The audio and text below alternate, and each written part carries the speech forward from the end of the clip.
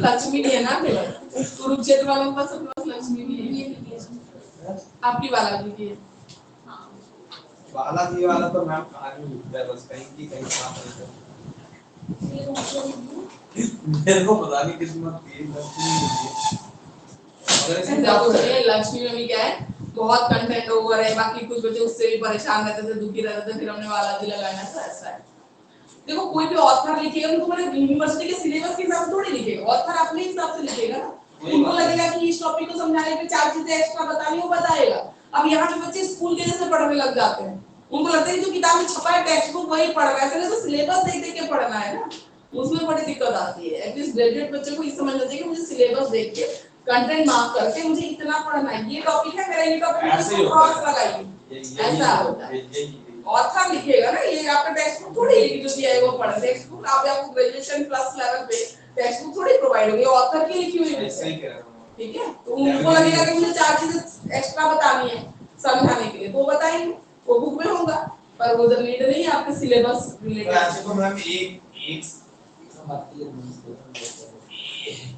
एक चीज कई सारी किताबें में भी तो हो सकता है, थोड़ा थोड़ा।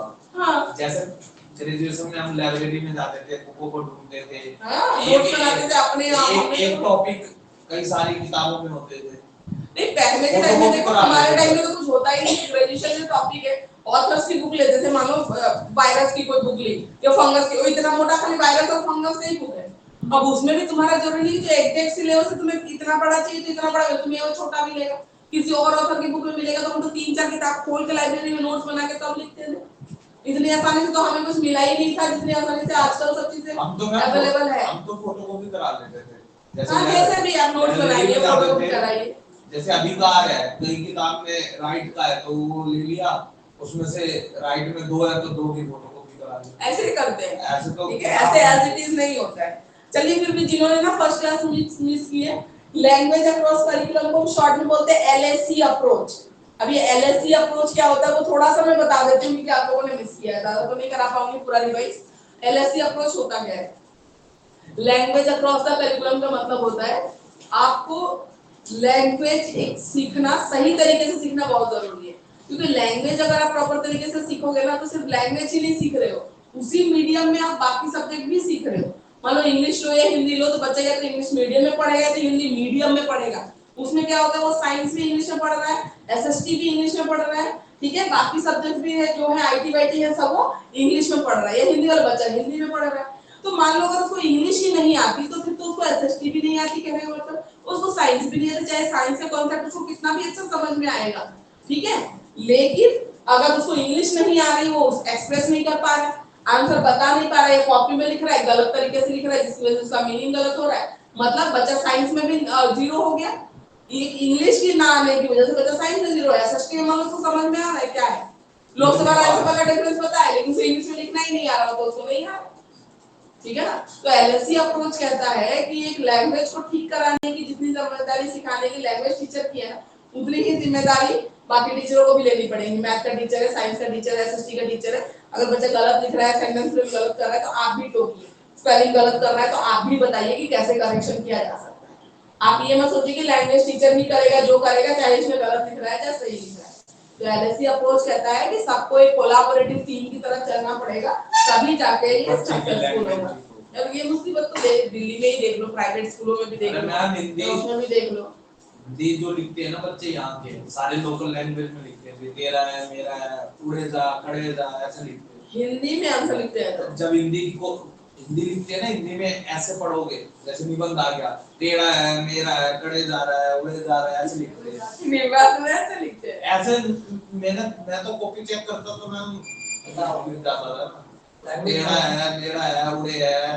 हिंदी वाले तो फिर साथ रहते जीवन में, सारी मात्राएं तो ऐसा कैसे लिखेगा, मेरे को समझ नहीं आ रहा। नहीं, इंग्लिश भी बच्चों का इतना बुरा हाल है भैया, ना बच्चे हिंदी वाले रहे, ना बच्चे घर में हिंदी बोल रहे, स्कूल इंग्लिश पढ़ रहे, कंफ्यूज है, आता है नहीं, तो उनको मतलब समझ में आ गया कि साइन ऑफ सिंथेसिस क्या होता है, वो सेंटेंस बना के नहीं लिख रहे, तो उनका ऐसा हो जाता है, एक्चुअली अगर वो लिखना चाहते हैं राम किल्ड द स्नेक, तो वो लिख रहे हैं snake killed the Ram, snake killed Ram, ऐसा हो जा रहा है उनका, मतलब ऐसा बन जाता है। तो कैसे नंबर दोगे साइंस वाला टीचर, कैसे नंबर देगा? अगर बोलते हैं कि वो पानी अब्सॉर्ब करता है, तुम उल्टा ही कह रहे हो कि वही अब्सॉर्ब कर रहा है, तो कैसे, मतलब कर रहा है तो कैसे नंबर दोगे? तो ये है, तो एलएससी अप्रोच कहता है एसएसटी वाले टीचर तो ऐसे नहीं करेंगे, हिंदी वाला तो चेक करते हुए काट देगा, मगर एसएसटी वाला तो अपना कंटेंट देखेगा। कोई अपना कंटेंट देखेगा तो बच्चे जीरो हो जाएंगे, फिर पकड़ में आएगा, कंटेंट टीचर ही पकड़ा जाएगा। वो थोड़ी स्पेलिंग चेक करेगा जो ये राम की गलत लिखी है शाम की। नहीं, वो हर टीचर अपना कंटेंट पे ही फोकस करता है कि लिख पा रहा है कि नहीं लिख पा रहा। अगर साइंस वाला स्पेलिंग और ये देखने बैठ गया फिर तो खत्म है बच्चा, फिर तो सब में फेल ही हो गया। फिर अगर ऐसा बच्चा है तो फिर क्या, कंटेंट अगर सही लिखा है तो कंटेंट पे ही फोकस करो। कई माँ बाप आते भी है ना मैम पूछने के लिए, जो हमारे बच्चे का आपने हिंदी मतलब एसएसटी वाले टीचर से लेके तुमने इसमें 5 में से 5 नंबर क्यों नहीं दिए, तो वो बोलेगा तुम्हारे बच्चे की स्पेलिंग तो सारी गलत थी, कहेगा इसके नंबर तो कटते ही नहीं कहीं पर। ये भी पूछते पेरेंट्स भी मैम आजकल ऐसे हैं, हर चीज के बारे में पूछता है, जो मेरा बच्चा का नंबर कहाँ पर कटा, एक नंबर पूछते हैं। ये तो सही है, ये तो उनका राइट है, ठीक है, लेकिन हाँ कहाँ गलत है वहाँ। तो एलएससी अप्रोच इसको बोलते हैं। कुछ टॉपिक्स हम पढ़ चुके हैं, अभी जो पढ़ रहे हैं वो देखिए, multicultural awareness and language diversity, ठीक है, मैं बताती हूँ हिंदी में, तो देखिए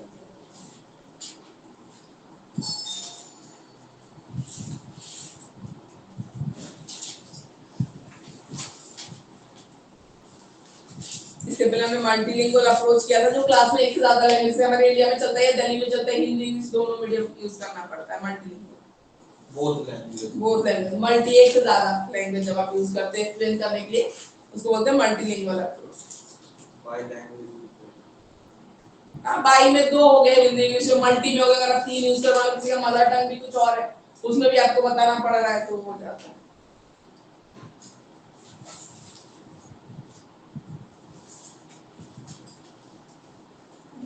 इंग्लिश में मिला क्या पेज नंबर? नहीं है, मैम पेज नंबर 21। हिंदी में नहीं इंग्लिश। इंग्लिश वाले के मल्टीकल्चरल अवेयरनेस, मैम ये नीचे ये कम्युनिकेशन में हाँ मल्टीकल्चरल कम्युनिकेशन दे रखा है, रोल ऑफ द टीचर। हम ये है दुआ से वो बात ये बच्चों के बारे में आप क्या समझते हो, दुआ से बच्चों को अध्यापक के लिए तो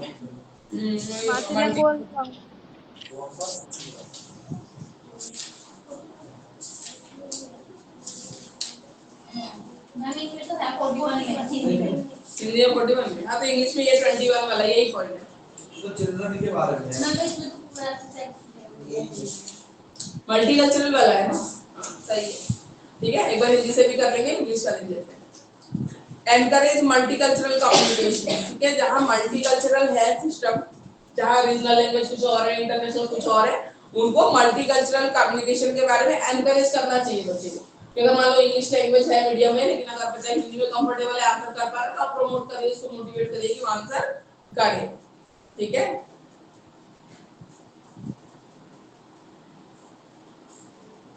और इसमें मल्टीकल्चरल कम्युनिकेशन को प्रमोट करने में आप ज्यादा प्रेशराइज नहीं करोगे किसी बच्चे को दूसरी लैंग्वेज का यूज करने के, प्रमोट कर रहे हो तो एक्सेप्ट आप कर रहे हो, चलो उसमें भी आंसर करेगा तो चलेगा। मल्टीकल्चरल कल्चर को एक्सेप्ट करना, ठीक है, स्टोरी, प्रोजेक्ट, टेस्ट क्वेश्चंस, ठीक है, सारे लैंग्वेजेस में आप इंग्लिश में कर रहे हो तो हिंदी में भी कभी ओरल टेस्ट ले लो, कभी इंग्लिश में ऐसे करो, तो multicultural. Cultural activities debate in the different culture, multicultural awareness में अलग अलग कल्चर के फेस्टिवल्स जो है वो सेलिब्रेट करना स्कूल में, ठीक है, डिफरेंट स्टूडेंट जो डिफरेंट कल्चर से उनके बीच ब्रिज बनाने की कोशिश करना, ब्रिज अगर कोई सेलिब्रेशंस है जो एक दूसरे की कल्चर का रेस्पेक्ट करना सीखेंगे, ठीक है, सेलिब्रेट मल्टीकल्चरलिज्म, ठीक है, मल्टीकल्चरलिज्म में ये सेलिब्रेट जो फेस्टिवल्स वगैरह सेलिब्रेट करो उसी से होगा celebrate. Learn and respect of different cultures, वही फेस्टिवल सेलिब्रेट कर रहे हो तो आज कुछ सेलिब्रेट कर रहे हो, आप कल मान लो सेलिब्रेट क्रिसमस सेलिब्रेट कर रहे हो, कभी दशहरा सेलिब्रेट कर रहे हो, तो एक दूसरे की कल्चर का रेस्पेक्ट करना सीखेंगे। Teach about different cultures and practice communication, ठीक है, प्रैक्टिस कम्युनिकेशन टीचर को मल्टीकल्चरल क्लासरूम में, ठीक है, कम्युनिकेशन प्रैक्टिस करनी चाहिए डिफरेंट डिफरेंट के साथ। ओपन माइंडेड को प्रमोट करिए, जो बच्चा बोलना चाहता है खुल के बोल सके पहले तो उस पे फोकस होना चाहिए, ठीक है, rather than using particular language। उसके बाद आते हैं relationship between language and society, power and discrimination, फिर multilingualism as a resource and strategy, language and ma'am Hindi society. में पेज नंबर 41 हिंदी में, इमरान हिंदी ग्रुप में।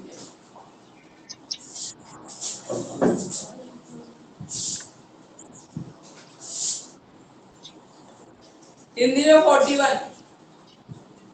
Okay ma'am, thank you.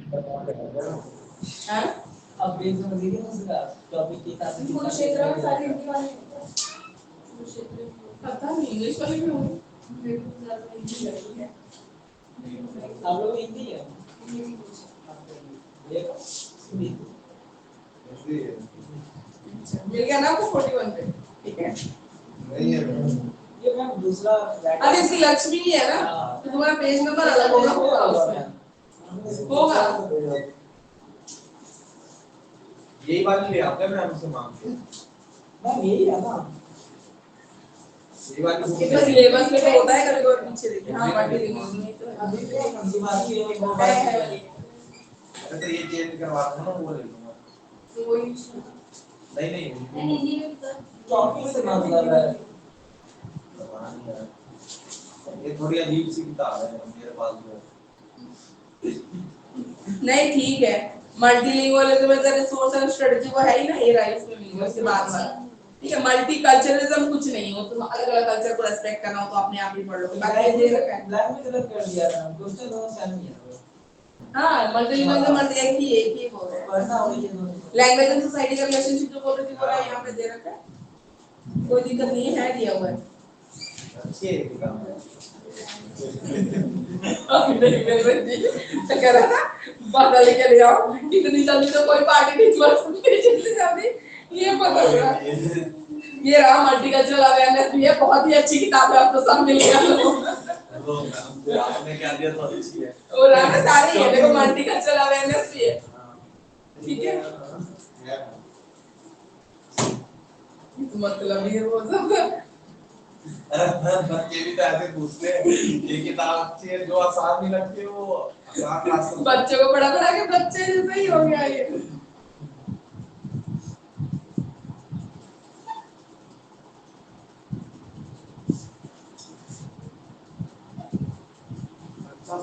ये रहा सोसाइटी एंड लैंग्वेज भी अच्छे से दे रखा है हिंदी में, ये देखिए, ठीक है।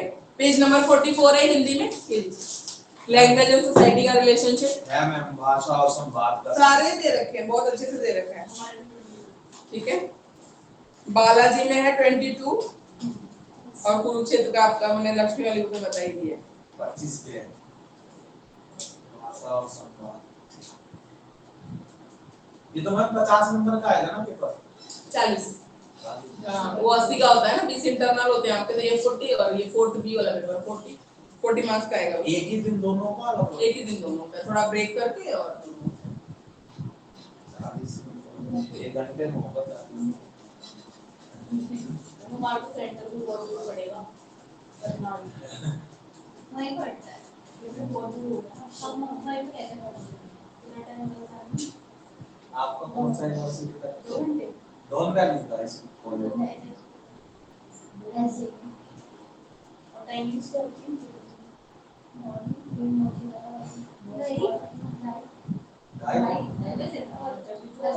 नकल चलती है सारी बातें छोड़ो।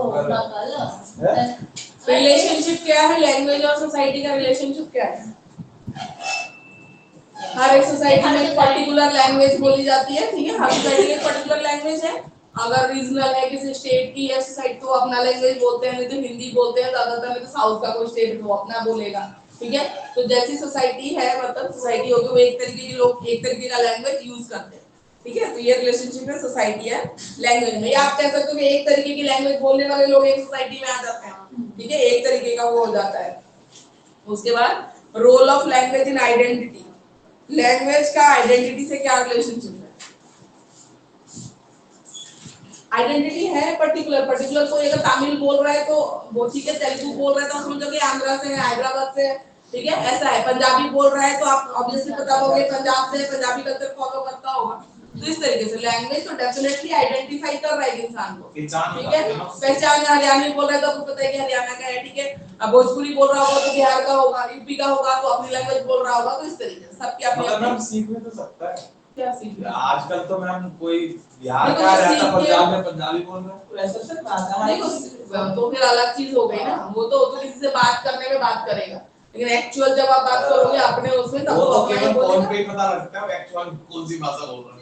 बाकी तो कोई भी कहीं पर भी रहता है वो वहां से सीख जाता है लैंग्वेज, है ना। हाँ, वो तो है ही, जो बचपन से रह रहे दिल्ली हो। में तो मेरे हिसाब से कोई लैंग्वेज ही नहीं, सभी लोग हिंदी बोलते हैं और ज्यादातर। मैम इनको भाषा सीख जाओगे आप जहाँ से मतलब जहाँ से बिलोंग करते तो उसका मदर टोन आ ही जाता है आपकी लैंग्वेज। लैंग्वेज चाहे कहीं के भी हो, आप कितना किसी भी लैंग्वेज कैप्चर कर लो, जहाँ का मदर टोन होता है वो बोलो। टोन रहेगा ही आप। हाँ। थोड़ा सा वो रहता है, वो पता चल जाता है कितना भी उनका यहाँ के हिंदी जो बच्चे बोलते हैं या बिहारी यूपी से जो बच्चे बिलोंग करते हैं वो शुद्ध हिंदी बोलते हैं। हाँ, उधर नॉर्थ में शुद्ध बोलते हैं। ठीक है, इधर तो दिल्ली में बोलते हैं करा है, करा है, करा है, वो जो करा है क्या होता है, किया है, करा है, मैंने करा है, तुमने करा है, अब करा है नहीं होता, किया है होता है। ऐसे कहते हो बिखेर दिया हमारे रोटी सेक दी, तो कहीं बोलते रोटी नहीं बोलते रोटी डाल दिया, हम तो कुत्तों को ही बोलते रोटी डाल, नहीं इंसानों को बोलते रोटी डाल दी। हाँ हम मैं मुझे तो बिल्कुल समझ में अच्छा नहीं लगता रोटी डाल दी। हम तो कुत्ते भी को बोलते कि रोटी डाल दी, तो खाना परोसना, इतना तमीज से बोलते खाना देना, यही तमीज में भी बोलते हैं ना, तो वो नहीं होते खाना परोसना, खाना देना, ये बोलते डाल दी, रोटी डाल दी, मैं कुत्तों को डाल दी, किसी को डाल दी। ऐसे ही बोलते हैं, ये यहाँ की लोकल लैंग्वेज थोड़ी ऐसी है। हाँ नहीं थोड़ा सा बहुत अटपटा भी लगता है सुनने में, रोटी डाल दी, और हमारे कुत्ते भी जो डाल सब कुछ रोटी डाल दी, और खाना तो परोसना या देना, गेस्ट को देने या घर के मेंबर को देना होता है, डालना क्या होता है। सबसे अजीब शब्द वो तेरा मेरा थोड़ी दूरी निकलता है ना, रेनू वाली भाषा। ये हरियाणवी तो। हाँ इस सबसे निकाल सकते हैं। और हिंदी बातें ही नहीं है, पता ही नहीं चलता कौन सी इंग्लिश बोल रही है। खिचड़ी हो गई एक्चुअली, यहाँ पे हर कल्चर का वो है ना, मिक्स हो गया। यहाँ पे बेसिकली मैचअप है हरियाणवी टोन का और हिंदी टोन का, इसका मैचअप हो गया ना, ये वाला वो करा है तो उधर से आया है ना, ये करा है, डाल दिया, ये सब भी हरियाणा टोन। नहीं पंजाबी का बल्लभ बोलते, पारक बोलते, तो पंजाबी उसमें ही आया है। अच्छा नहीं सबका नहीं, लेकिन मोस्टली जो है पंजाबियों का भी टोन है, बल्लभ पारक स्टार्टिंग से हिंदी हो गया। हाँ कोई तो जो रह गया ना थोड़ी बहुत आ जाती है कि हाँ थोड़ा बहुत वो आता है। अरे आजकल पता नहीं लग जाता, सारे लोग हिंदी बोलते हैं मगर कुछ लोग अच्छी हिंदी भी बोलते हैं, कुछ वैसे भी बल्लभ पारक बोलते हैं, ये पंजाबी एक्सेंट उनका वो आ गया है इसमें, और यहाँ से मिक्स है। स्कूलों में तो भी पढ़ाया जाता है ना, वो भी सही हिंदी नहीं पढ़ा, बस वैसे लैंग्वेज में पढ़ाते हैं कि बच्चों को नहीं कुछ स्कूलों में सही भी पढ़ा है, हिंदी टीचर को खुद ही नहीं आ रहा है। मैं बोलती हूँ मेरे बेटे की हिंदी टीचर इतना इंग्लिश बोल रही होती है, पता नहीं क्या हिंदी पढ़ाती है, वो खुद ही इतनी इंग्लिश बोलती है। मैं बोलती what is the need of speaking so much English ma'am, your Hindi teacher please speaking Hindi. मतलब बोल के आई हूँ, फिर मेरे मुंह देख रही थी ऐसे कि कैसे बोल रही थी, कैसे क्या मैं सही बोल रही हूँ। अब तो माँ का छोटी की बड़ी लगा दे रहा, तुम टिक कर करके बैठे पेंसिल लेकर लेके बैठ एक लड़का था उसका नाम दीपक था, उसने बड़ी की मात्रा लगा दी, छोटी की लगा दी, टीचर ने उसको चेक कर दिया और वो को भी मेरे पास आया, मैंने देखा ये कैसे हो गया, ध्यान दिया होगा उस पे। जबकि चेक एक लाइन करनी पड़ती है। कौन सी स्टोरी आता है? शांति रहती है। ठीक है, उसको लैंग्वेज एंड पावर।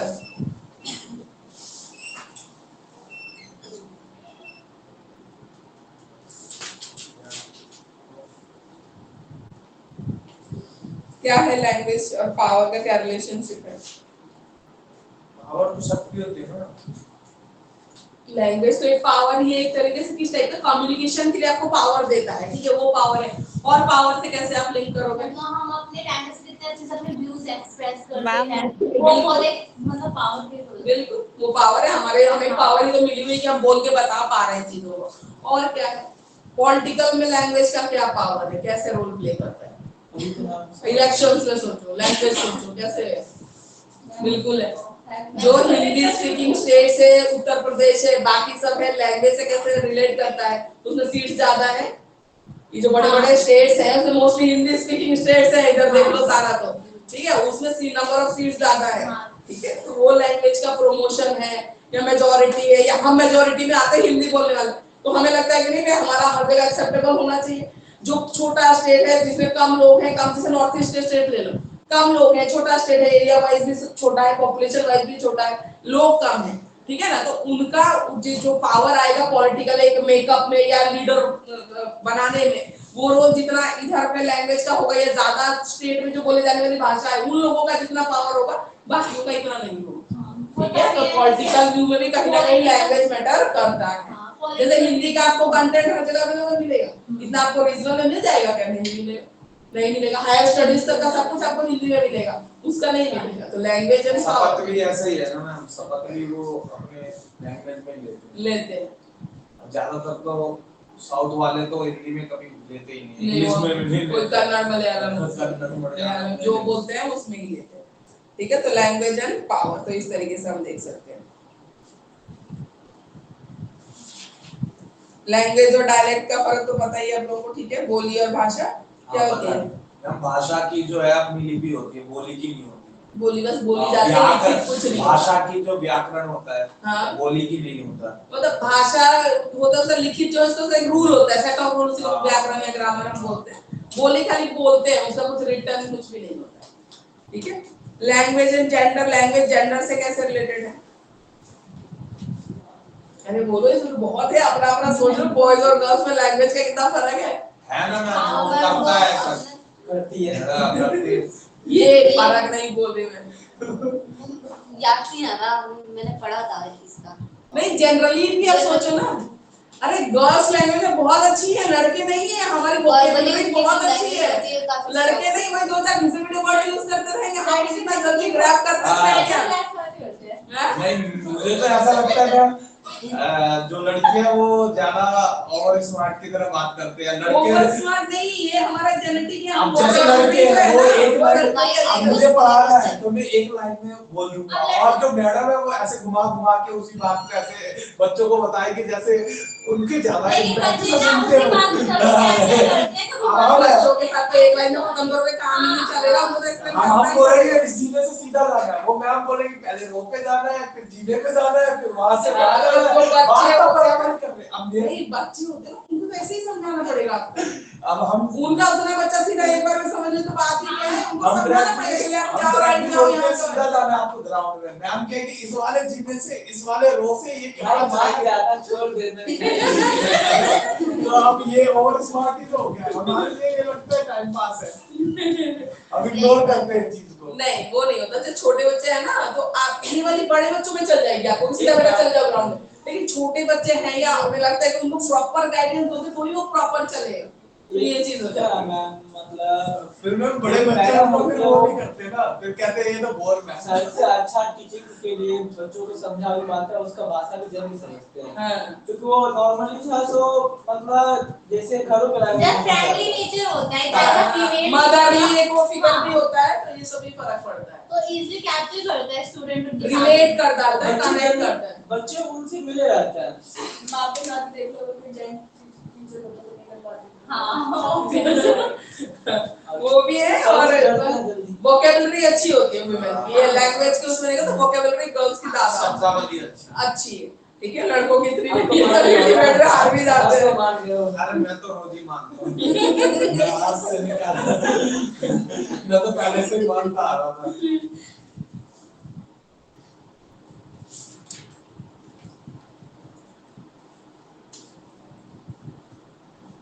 ठीक है। और लैंग्वेज एंड जेंडर में ये भी बोला गया कि जो लैंग्वेज में लिटरेचर में जो सब्जेक्ट्स आ रहे हैं ना, उसमें जो जेंडर को वो दिखाया जाता है। जैसे गर्ल्स की मोस्टली कहानियां नहीं होती है, जैसे होता है तो प्रिंस ही होता है, जो वॉरियर होता है। तो इस टाइप का बोला गया कि आजकल जो पैटर्न चेंज आ रहा है उसमें लैंग्वेज में जेंडर रोल को वो ना किया जाए, ज्यादा मतलब ग्लोरीफाई ना किया जाए, और मेल और फीमेल को इक्वली पोर्ट्रे करने की कोशिश की जाए, ठीक है। अभी तो एनसीईआरटी में कोई पोएम आई थी, वो फलों की टोकरी सर पे लेके छोकरी, ये वर्ड यूज किया था। तो किसने, आईपीएस ऑफिसर आईएएस ऑफिसर ने वो कर दिया था कि एनसीईआरटी में किस तरीके की लैंग्वेज का यूज हो रहा है, छोटे बच्चों की पोएम है और छोकरी कौन सा वर्ड है। हाँ ऐसे था, तो आईएएस ऑफिसर ने ट्वीट किया, फिर एनसीईआरटी ने हटा भी दिया था वो, और प्रॉपर एक्सप्लेनेशन भी दी थी, और ऐसे सब आया था। एनसीईआरटी तो कोई राउंड में एक एक वर्ड में करते हो। हाँ नहीं, वो तो बहुत रिसर्च के साथ आती है, वो ऐसा नहीं है। तो उन्होंने प्रॉपर बोला कि हम क्षेत्रीय भाषा को, जैसे गाँव में से छोकरा छोकरी बोलते हैं, तो फोर लैंग्वेज में लिखा हुआ है ऐसे। हाँ लॉन्डा भी तो बोलते हैं ना यूपी साइड। मैम आप बोले थे आज मुझे बुक हो जाएगी लेकिन लगता नहीं हो जाएगी, 1.5 घंटे हो जाएगा, ठीक है। अरे ना हमारे लिए तो 1 ही घंटा है ना। ना हमारे लिए तो हाँ इनके लिए है। अरे आइडेंटिटी ना, वैसे हमारे- बैठ जाओ 2 घंटे, क्या करना है, खत्म हो जाएगा ये, रुको नहीं। अरे मैम ये बताओ, ये हमारे 8 बुक है टोटल, तो वो ऐसे ही पूरी होगी सेकंड ईयर वालों के साथ लेनी पड़ेगी। हाँ जो है वो 4 भी तो सब इनका ही चलेगा, उनके साथ लेनी पड़ेगी। जब आप खुल के हम लोग को मतलब कंटेंट बता दिया कीजिए कि आप कोई आना मैसेज नहीं ये मैसेज में बोला हुआ है। नहीं मैम मुझे जानकारी नहीं थी, इसलिए मैंने पहली क्लास पढ़े थे, पर हमें लगा कि सबका और क्लास मतलब 2 घंटे और नहीं कुरुक्षेत्र वालों का ही है, इसलिए आप ही का ही पेपर है ना, तो इसलिए हमारे इस बार है 9 पेपर आइडेंटिटी पावर एंड हमारे डिस्क्रिमिनेशन, पेपर है ना इस बार ठीक है। जैसे लैंग्वेज आइडेंटिटी दे रहा है किसी को कि आप ये लैंग्वेज बोल रहे हो, तो आप स्टेट को तो डिस्क्रिमिनेट भी तो कर रहा है, अलग अलग कर रहा है। अगर आप पंजाबी बोल रहे हो तो आप पंजाब से है, आप तेलुगु बोल रहे हो तो आप आंध्रा से हो, ठीक है। तो इस तरीके से डिस्क्रिमिनेशन भी लैंग्वेज करता है। उसके बाद हम आते हैं multilingualism as a resource and strategy. Multilingualism को एज अ रिसोर्स आप कैसे यूटिलाइज कर सकते हो? मल्टीलिंगुअलिज्म का आप बताओ एज अ रिसोर्स, ये तो कुछ नहीं, एकदम जनरल सा टॉपिक है, खुद बताओगे तो समझ में आएगा। मल्टीलिंगुअलिज्म को एज अ रिसोर्स आप कैसे यूज कर सकते हो? संसाधन के रूप। हाँ जैसे मल्टीलिंगुअल क्लास है, बेस ज्यादा लैंग्वेजेस क्लासरूम में बोली जा रही है, जिस स्कूल में मल्टीलिंगुअल स्कूल है, उसमें as a resource as a positive आप कैसे यूज करोगे उसको? पॉजिटिव चीज की तरह कैसे यूज करोगे उसको? मल्टीलिंगुअल क्लास है तो मोर देन लैंग्वेज सीख सकते हैं। हाँ मोर देन लैंग्वेज सीख सकते हो, और आप बच्चों को बोल सकते हो कि जो दूसरी लैंग्वेज आप यूज कर रहे हो, चाहे मान लो हिंदी और इंग्लिश का ले लेते हैं एग्जांपल। मगर मैम आजकल तो ऐसा है, अगर आप बच्चों को, जैसे हमने हिंदी मीडियम से पढ़ा है और इंग्लिश को भी पढ़ा है, क्योंकि हमारे को इंग्लिश भी पढ़ाया गया है। हम बच्चों को इंग्लिश में पढ़ाते फिर हिंदी में बताते, तो हिंदी बताते हंसते हैं बच्चे, वो सुनना ही नहीं चाहते ज्यादातर बच्चे। हिंदी में कहते हैं हमारे क्या काम है। जैसे हमने नहीं अगर उनको समझ में आ गया तो छोड़ दो, मत एक्सप्लेन करो, पूरी क्लास अच्छी है, समझ में आ रहा है। अरे मैम उनको इंग्लिश में भी ठीक से समझ में नहीं आती, तो फिर हंसते हुए तो पागल है तो। वो कहते हैं हमारे काम तो है। समझ में तुमको आया नहीं, तुम इतने ओवर कॉन्फिडेंट है फिर। और वो इंग्लिश में भी नहीं जानते हैं, तो फिर तो इसमें हंसने की क्या बात है? पॉज नहीं करना ना, क्या क्या समझ में आया क्वेश्चन पूछो, क्वेश्चन कुछ भी। Okay I will not explain, just give me the answer. अपने आप ही चुप हो जाएगी। तुमको आता जाता है नहीं, हंसने का क्या मतलब बनता है?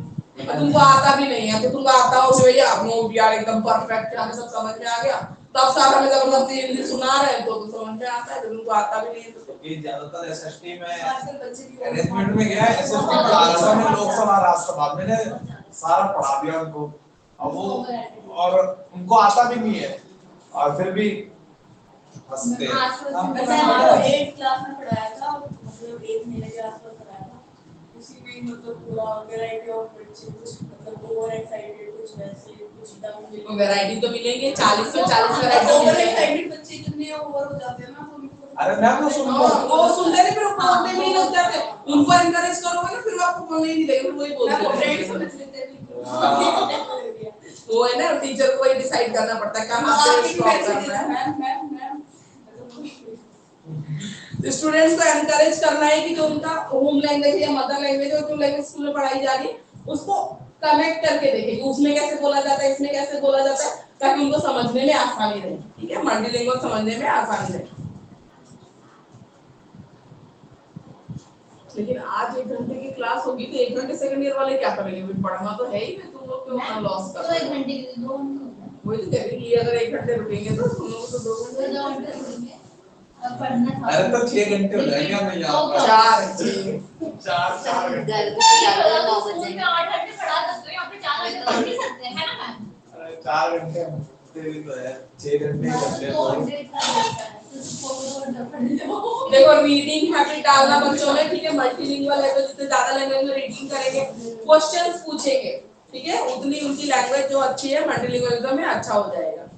उसके बाद घर की लैंग्वेज है मदर टंग में, और जो स्कूल में पढ़ रहे हो उसमें कैसे वर्ड्स का, ठीक है, चेंज हो रहा है, ठीक है, ये सब देखना, प्लूरल फॉर्म में क्या चेंज आ रहा है, टेंस में कैसे चेंज आ रहा है, ये सब चीजें कनेक्ट करके देखना। जैसे मैम हम लोग इंग्लिश में टेंस वगैरह पढ़ते हैं, तो जो बाहर के लोग आते होंगे यहाँ पर हिंदी सीखने, वो भी टेंस वगैरह हाँ, तो ग्रामर तो हर कोई भी लैंग्वेज तुम पढ़ोगे तो ग्रामर रूल तो सीखना ही पड़ता है। जैसे हमारे लिए इजी, जैसे हमने हिंदी में कभी ग्रामर वगैरह कुछ नहीं पढ़ा, बस सुन सुन के सीख लिया बोलना। हाँ, क्योंकि वो हमारे हैबिट में ही होता है, तो वो उनकी लैंग्वेज है, उनको वो आता है। तो वो जो आते हैं विदेशी, वो भी हिंदी अगर सीखते होगे तो टेंस वगैरह सीखते हाँ, सब सीखते होंगे, ग्रामर सीखना ही पड़ेगा। बात सीखते हैं मैम, हिंदी में भूतकाल भविष्य नहीं, सब सब सीखना पड़ेगा, सारी चीजें सीखनी पड़ेगी। लेटर से एबीसीडी से शुरू होता है यहाँ पे। हम क्लास से इमेजिन नहीं कर हमारे सकते, काम हमारे लिए इमेजिन नहीं सीखना कर नहीं है। सकते। और कोई हिंदी ठीक है, तो ये वाला हो गया आपका मल्टीलिंगुअल एज अ रिसोर्स, आप कैसे यूज करोगे उसको कनेक्शन के लिए बताओ। उसके बाद आता है general classroom language, classroom instruction, language learning. है मैम इसमें। हाँ, ये सारा दे रखा है जनरल क्लासरूम लैंग्वेज। कक्षा में कैसे बात करें, कक्षा में भाषा कैसे करें, तो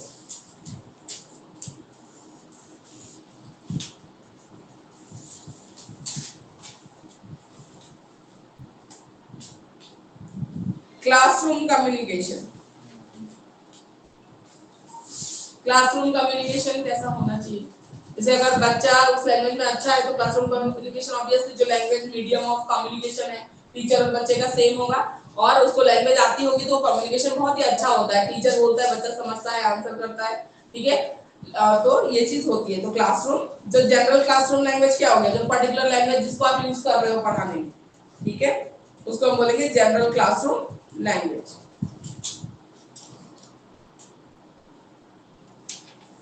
उसके बाद लैंग्वेज रिच क्लासरूम किसको बोलते हैं।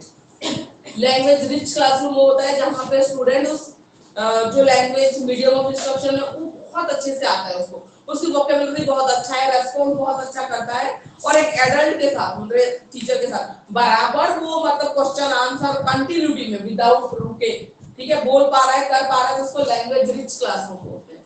इसमें लैंग्वेज में बहुत रिच है बच्चा, वोकैबुलरी अच्छी है, उसका यूज उसको बहुत अच्छे से आता है, सेंटेंस फ्रेम करना आ रहा है, कम्युनिकेशन में बहुत अच्छा मैम है। एक क्लास में एक है भी, तो उससे कैसे करेगा दूसरा बच्चा बात।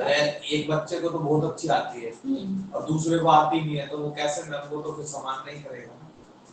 समझ, मतलब जनरल क्लासरूम लैंग्वेज तो हमें वही रखना है ना जो सबके लिए कंफर्टेबल, जो उसका सिलेबस है। अब कई एक क्लास में दो बच्चों को तो मैम इंग्लिश में अच्छे से आती है बातचीत करना, अब और बाकियों को आती नहीं है, तो मैम कहीं ना कहीं वो कैसे उसको रीच हम कैसे। देखो ऐसी कंडीशन तभी आती है ना जब अच्छे स्कूलों में बच्चे नहीं मिल रहा।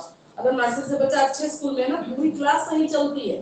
अगर मान लो लैंग्वेज में तो एटलीस्ट बच्चे सही नहीं होते, किसी को मैथ्स में कम है, साइंस में कम है, वो समझ में आता है, बाकी कम्युनिकेट करना, एक प्रॉपर जो बिहेवियर पैटर्न होता है वो सेट होता है बच्चों का, जो नर्सरी से एक पैटर्न में चल रहा है। अच्छे स्कूलों में जो बच्चा शुरू में ही चला गया ना, और जैसे इंग्लिश एनवायरनमेंट है, सब कुछ वैसा है, वो एकदम सही चलता है तरीके से, उसमें दिक्कत नहीं आती है। हाँ, समझ में दिक्कत आ सकती है कि हर बच्चा बराबर इंटेलिजेंट नहीं होगा, कम्युनिकेट कैसे आंसर करना है, कब बोलना है, कितना बोलना है, ये सब सेट रहता है बच्चों का, ये सब पता रहता है, इसमें कोई दिक्कत नहीं आती। ठीक है, इसमें दिक्कत नहीं आने वाली। तो लैंग्वेज रिच क्लासरूम वो होगा जब टीचर बचपन से बच्चा अगर वैसे उसमें है ना, मीडियम में है, तो उसमें दिक्कत नहीं आएगी।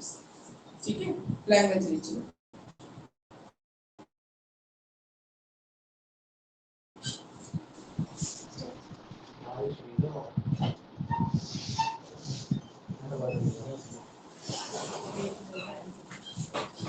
इसके बाद है आपका classroom instruction and language learning.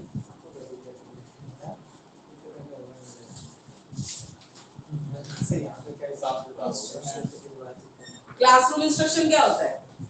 निर्देश होते हैं मैम, जैसे टीचर बोल रहे हैं तो बच्चों को मैम सुनना चाहिए कि ये तो अपनी व्यथा लेके बैठ जाता है कि मैं बोलूं तो बच्चे सुने।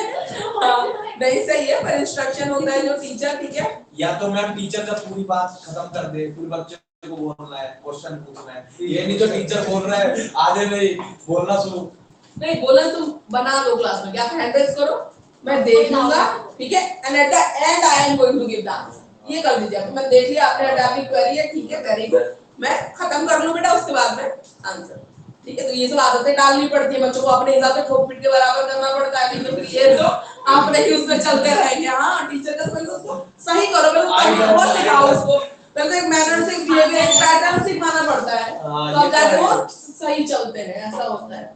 तो दूसरे क्लास टीचर जूनियर वाले मेन जब 5th 6th में उठ के आते हैं तब बड़ी दिक्कत करते हैं, सेकंड से जब थर्ड क्लास आती है तब बड़ी दिक्कत करती है, फिर सेकंड तक मदर टीचर से पढ़ रहे होते हैं, थर्ड में अलग अलग टीचर मिल जाते हैं, इनको तो मतलब दुनिया ही पलट गई, धरती पलट गई थर्ड में आके। 5th से 6th में जाते हैं तो अब बहुत गड़बड़ करते हैं, बहुत ज्यादा, वहाँ भी बहुत दिक्कत होती है, 6 में एकदम ही सब कुछ अलग हो जाता है, फिर उसमें अलग ही पढ़ रहे होते हैं तो फिर बहुत बदलाव होता है। ऐसे 9th में जाते हैं बच्चे तो फिर उनके साथ भी हो जाता है दिक्कत। हाँ 8 से जब फिर 9 में जाते हैं तब दिक्कत होती है, एक तो उनको लैंग्वेज में और फिर दूसरा और पूरा पैटर्न भी चेंज हो जाता है, मैथ साइंस सबका पूरा पैटर्न पूरा डिफिकल्ट हो जाता है। पास ठीक है। होने का भी तो मन डर रहता है। 8 तक तो इंस्ट्रक्शंस क्या होता है, इंस्ट्रक्शन लिमिटेड ड्यूरेशन के लिए होता है, कुछ वो लिमिटेड चीजों के लिए भी हम बोलते हैं, जैसे go and run up the black board, go out of the class, कुछ भी ब्रिंग दैट, ये सब क्या होता है इंस्ट्रक्शन में ही आता है।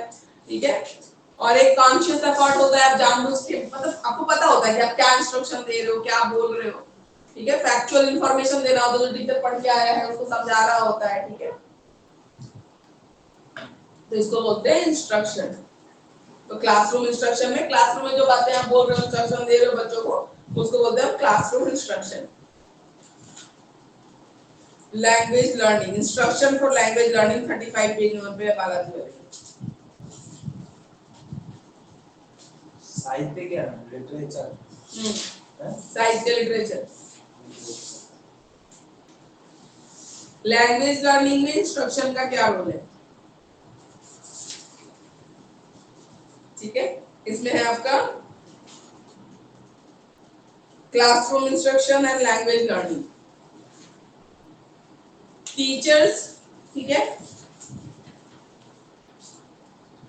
लैंग्वेज लर्निंग में सक्सेसफुल होंगे अगर क्या करना चाहिए उनको, get to know as much possible about each student. हर बच्चे के बारे में उनको पता होना चाहिए, किसको लैंग्वेज में कितनी कमांड है, कितनी समझ में आती है, कौन से कल्चरल बैकग्राउंड से बच्चा आता है, तो आपको समझाने में आसानी रहेगी। ठीक है, high expectation for all student, पहले आप एक एक्सपेक्टेशन हाई सेट करिए कि मेरे क्लास के बच्चों को एटलीस्ट कम्युनिकेशन बहुत अच्छा करना आना चाहिए। आप स्टैंडर्ड लो रखोगे तो फिर अचीव क्या करोगे, तो हाई रखो, फिर देखते हैं कहां तक पहुंचते हैं ना, कोशिश तो करें। Have a variety of research based instructional strategies at hand, पढ़ाने के लिए जो डिफरेंट स्ट्रेटजीज होती है ना, वो इन हैंड रखो आप। मान लो अगर आपका एक स्ट्रेटजी आप मेथड लेके गए हो, फेल हो गया, हो सकता है, ठीक है, एक मेथड है आपका टीचिंग मेथड, वो नहीं चला, बच्चों को नहीं समझ में आया, तो आपको इन हैंड दूसरा होना चाहिए कि मैं दूसरा कैसे अप्लाई करूं, दूसरे तरीके से कैसे समझा सकते हैं। मैंने उसको बंद कर दे क्या, अगर ज्यादा एक बढ़ा दीजिए इसमें, कितने पे है 16 पे 16 पे, इसको बढ़ा दे 20 या 22 करना। क्या इसका कोई आंसर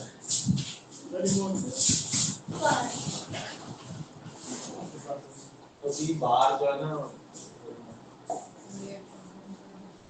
पंखा तो हवा को पास कर रहा है और एसी ठंडा कर रहा है, इससे क्या हो गया। एक बात मत करवाना, फिर ना गर्मी में लग जाएगी, बढ़ा दो इसको 20 या ठीक है, रिमोट का इधर ही है, फिर फोन पे भी तो आ जाता है। बंद ही कर दिया सर, 20 बढ़ा दो। ये ना बिजली में जाते हैं अपने, ये बंद हो जाएगा तो बिजली नहीं पड़ेगा। ऑनगोइंग असेसमेंट, ठीक है, बच्चा सीख रहा है कि नहीं सीख रहा है, उसके लिए क्लास में चलते चलते पढ़ाते पढ़ाते भी आप पूछते रहो, ऑनगोइंग असेसमेंट जरूरी होता है। ठीक है, उसके बाद मल्टीपल टाइप्स ऑफ असेसमेंट होने चाहिए, नहीं कि सिर्फ रिटर्न आप कैसे ओरल भी लो, एक्टिविटी के थ्रू भी लो, ठीक है, मल्टीपल टाइप होना चाहिए। डिफरेंशिएट होमवर्क, ठीक है, डिफरेंशिएट होमवर्क मतलब अबव एवरेज जो बच्चा है, मान लो उसके लिए होमवर्क थोड़ा डिफिकल्ट होना चाहिए, एक जैसा ही होगा तो फिर वो उतना सही नहीं रहता है। फिर तो मैं वो जो तेज बच्चा वो जल्दी करके फिर बातचीत करेगा। सारे सिस्टम में प्राइवेट में नहीं होता, गवर्नमेंट स्कूल में इतना फ्लेक्सिबल ग्रुपिंग होनी चाहिए, मतलब अबव एवरेज के साथ एक बिलो एवरेज, ऐसा फ्लेक्सिबल ग्रुपिंग होनी चाहिए। उसके बाद है role of questioning and discussion in the classroom. Questioning और डिस्कशन का क्या रोल है क्लासरूम में? क्वेश्चन जो बच्चे पूछते हैं और डिस्कशन जो होता है। क्वेश्चनिंग से क्या होता है? बच्चे अपने डाउट्स क्लियर कर सकते हैं, अच्छा क्वेश्चन पूछते क्यों है? अपने डाउट्स क्लियर करने कई बार तो मैं उनको आता रहता है इसलिए भी पूछते क्या होता है बच्चे ना टीचर को चेक आउट करने के लिए क्वेश्चन पूछते हैं जो क्वेश्चन उनको आता रहता है वही पूछते हो। जानबूझ के पूछते हैं देख कर टीचर को आता है वो स्मार्ट बच्चे ही पूछते हैं। बहुत कुछ जनरल नॉलेज के लिए पूछते हैं ताकि उन्हें कुछ ज्यादा समझ हाँ, में आ कुछ तो जाए। होते हैं जेन्युइन होता है, कुछ होते हैं हाँ, वैसे भी होते हैं। कई लोग जेन्युइन टीचर को पता ही चलता है अगर कई बार वो जेन्युइन क्वेश्चन पूछते हैं, हमें आता नहीं है तो फिर हम बोल के पढ़ के बता देंगे कल। और कई बार तो आता है और वही पूछने की कोशिश ही करते हो। क्वेश्चनिंग की स्किल होता है क्योंकि वो सब में ही होना चाहिए। एज ए टीचर मुझ में भी होना चाहिए कि मैं कैसे क्वेश्चन पूछूं, एज ए बच्चे में भी होना चाहिए कि क्वेश्चनिंग का स्किल। तो क्वेश्चनिंग जब आप सिखाते हो ना बच्चों को तो एक स्किल होता है जो डेवलप होना चाहिए बच्चों में, ठीक है। क्वेश्चनिंग के कुछ पार्ट्स होते हैं। एक होता है प्रॉम्प्टिंग, ठीक है। प्रॉम्प्टिंग क्या होता है? जैसे आप जो क्वेश्चन पूछो ना as a teacher, page number बताइए। से छुपा होना चाहिए उसके आंसर का कि किस तरीके से दिया जाए, ठीक है। कहीं ना कहीं थोड़ा बहुत हिंट उसमें होना चाहिए कि व्हाट पूछ रहे हो, कि हाउ पूछ रहे हो, समझ आ रहा है। तो क्वेश्चन हमेशा ऐसा होना चाहिए जो क्लियर कट प्रॉम्प्ट कर रहा हो आंसर के बारे में, कि आपसे क्या पूछा गया है, उसका हिंट होना चाहिए कि व्हाट पूछ रहे हो, हाउ पूछ रहे हो, हाउ मेनी नंबर पूछे, तुम नंबर पूछ रहे हो, प्रोसीजर पूछ रहे हो, क्या पूछ रहे हो, ठीक है, ये होना चाहिए। और क्वेश्चन क्यों पूछते हैं? Seeking further information. मैं क्वेश्चन पूछ रही हूं, मैं आंसर इसके आगे का आपसे जानना चाहते हैं। रीफोकसिंग, ठीक है। रीफोकसिंग कब होता है? मान लो बच्चा, ठीक है, आंसर सही से नहीं कर पा रहा है तो क्वेश्चन को हम रीफोकस करते हैं, थोड़ा अरेंज करके दूसरे तरीके से भी पूछ लेते हैं, ठीक है। तो ये होता है रीडायरेक्शन, क्वेश्चन को थोड़ा रीडायरेक्ट करके। इनकम्प्लीट रेस्पॉन्स आ रहा है तो रीडायरेक्ट कर देते हैं क्वेश्चन को। और क्रिटिकल अवेयरनेस को इंक्रीज करने के लिए क्वेश्चन पूछे जाते हैं। इस पर डिस्कशन छोटा छोटा आंसर दे रहे छोटा ही है ये, लॉन्ग में इतना नहीं आता नहीं हैं। इसमें 16 नंबर का कोई क्वेश्चन नहीं आएगा। नहीं आएगा, आएगा, ठीक है। 2 चैप्टर्स है ना, तो एक एक आएगा दोनों में से। अच्छा, 2 यूनिट है। एक तो एलएससी अप्रोच आता है फिक्स है, वो 16 नंबर में वो आएगा। कौन सा? What is language across curriculum आएगा, नीड, बेनिफिट, मेरिट, डिमेरिट, ये एलएससी अप्रोच पे ही आता है, फिक्स है। यूनिट 1 में से एलएससी अप्रोच का एक क्वेश्चन फिक्स है 16 नंबर। मल्टीलिंगुअलिज्म, मल्टीकल्चरलिज्म एक इसमें से पूछ लेता है ज्यादा। बता देना अभी क्लास के बाद। बता देते हैं ग्रुप डिस्कशन का क्या रोल है क्लास में? नॉलेज को बढ़ाना बच्चे की, ठीक है। ग्रुप डिस्कशन करेंगे तो अंडरस्टैंडिंग को बढ़ाना, ठीक है। एक्सप्रेशन स्किल्स को बढ़ाना, हर बच्चा अपने तरीके से उस टॉपिक को। कम्युनिकेटिव एंजाइटी होती है बच्चों में कि मैं बोलूं, मैं भी बोलूं, ठीक है। तो ग्रुप डिस्कशन में सबको चांस मिलता है, ठीक है। तो एंजाइटी उनकी कम हो जाती है। उसके बाद कम्युनिकेशन में एंगेज रखना बच्चों को, और मैनेजमेंट स्किल डेवलप करना, ठीक है, मैनेज करना, न्यू आइडियाज डेवलप करना। तो ये डिस्कशन का रोल है क्लासरूम। और क्या फायदा होता है ग्रुप डिस्कशन का? एटीट्यूड में चेंज आता है बच्चों के, ठीक है। जो नहीं पता पहले से वो सीखने को मिल रहा है, नई चीजें सीखने को मिल रही है, मेंटल डेवलपमेंट हो रहा है, पार्टिसिपेशन बढ़ जाता है, कम्युनिकेशन स्किल अच्छी हो रही है, प्रॉब्लम सॉल्विंग, ठीक है, स्किल में डेवलप हो रहा है। तो ग्रुप डिस्कशन। उसके बाद आता है सेकंड यूनिट पे,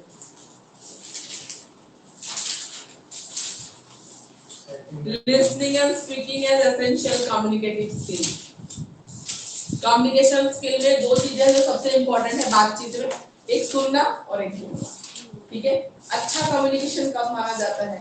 जब हम सामने वाले की बात को पूरी करने दें, पूरा सुने, फिर आंसर करें, फिर आपकी बात पूरी होने के बाद सामने वाला सुन रहा है, समझ रहा है, आंसर कर रहा है, that is a perfect communication, ठीक है।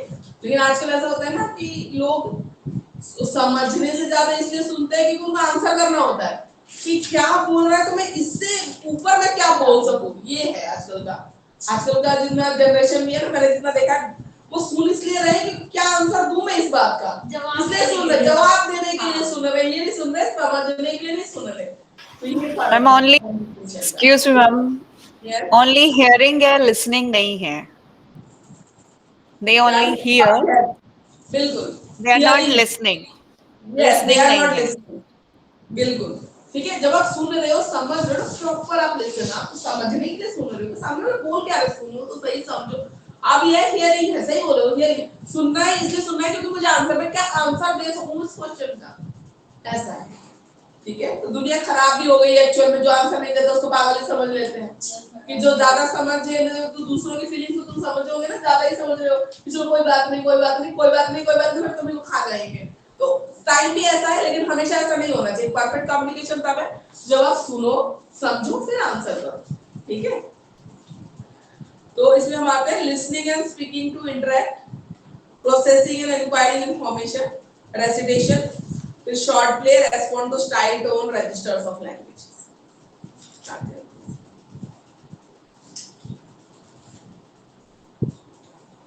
एक तो एलएससी वाला क्वेश्चन फिक्स है, ठीक है, वो आएगा ही आपका सेकंड यूनिट में।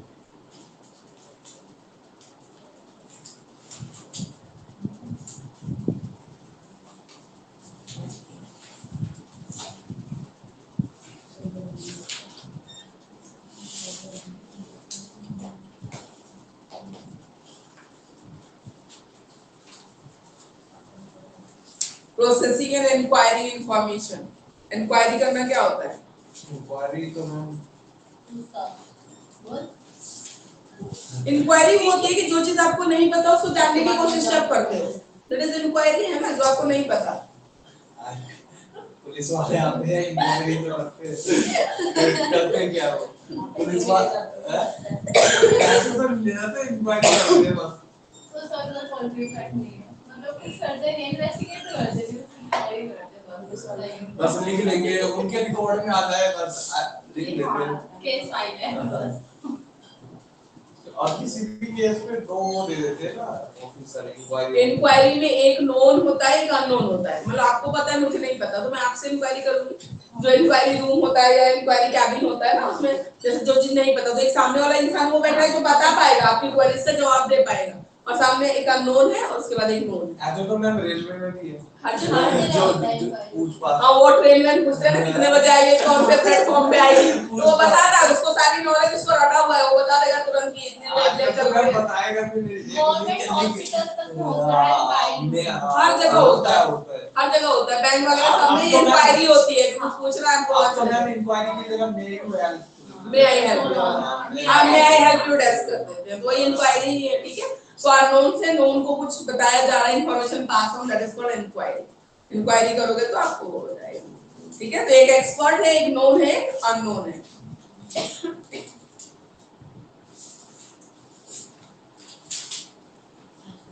एप्लीकेशन क्या है इंक्वायरी की?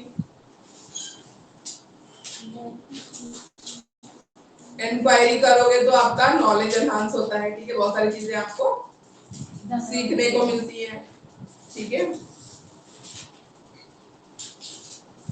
अपने अंडरस्टैंडिंग जिस वर्ल्ड में आप रह रहे हो उसके बारे में आपको जानने को मिलता है, प्रॉब्लम सॉल्व आप कर सकते हो नई नई नॉलेज से।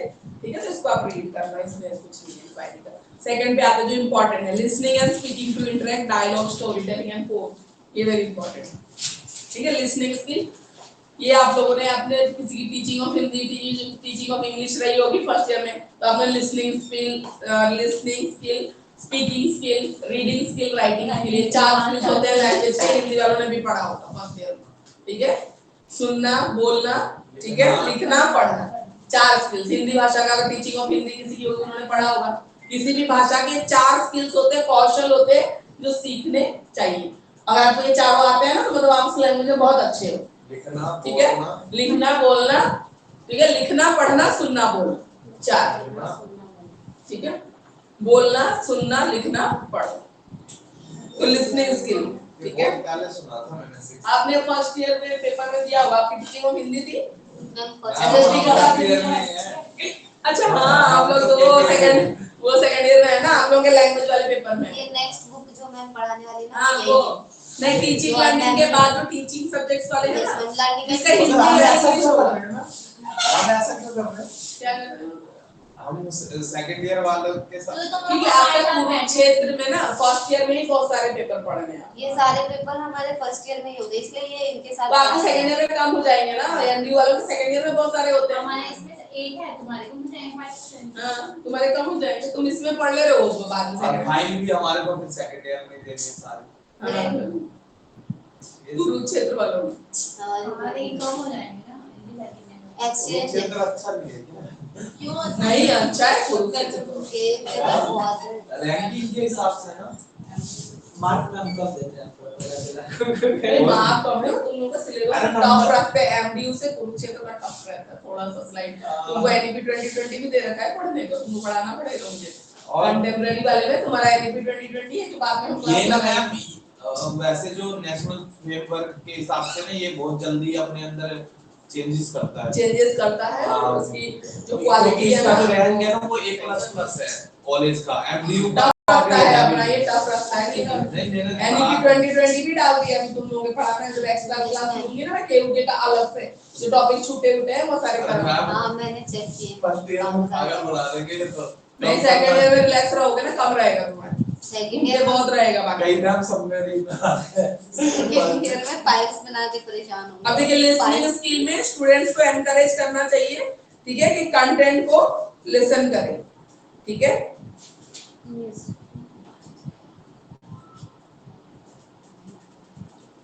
जो टीचर साउंड बोल रहा है ना वो क्लियर एंड करेक्ट प्रोनाउंसिएशन के साथ होना चाहिए ताकि जो लिसनिंग करे बच्चा जो सुने वो करेक्ट सुने और करेक्ट बोले फिर वो भी पंखे का भी नॉइज पोल्यूशन नॉइज पोल्यूशन भी बहुत है ना कहीं पर मान लो छोटी क्लास है कहीं डांस चल रहा है अब बच्चों को पढ़ाना है कहीं पर किसी की तैयारी चल रही है कहीं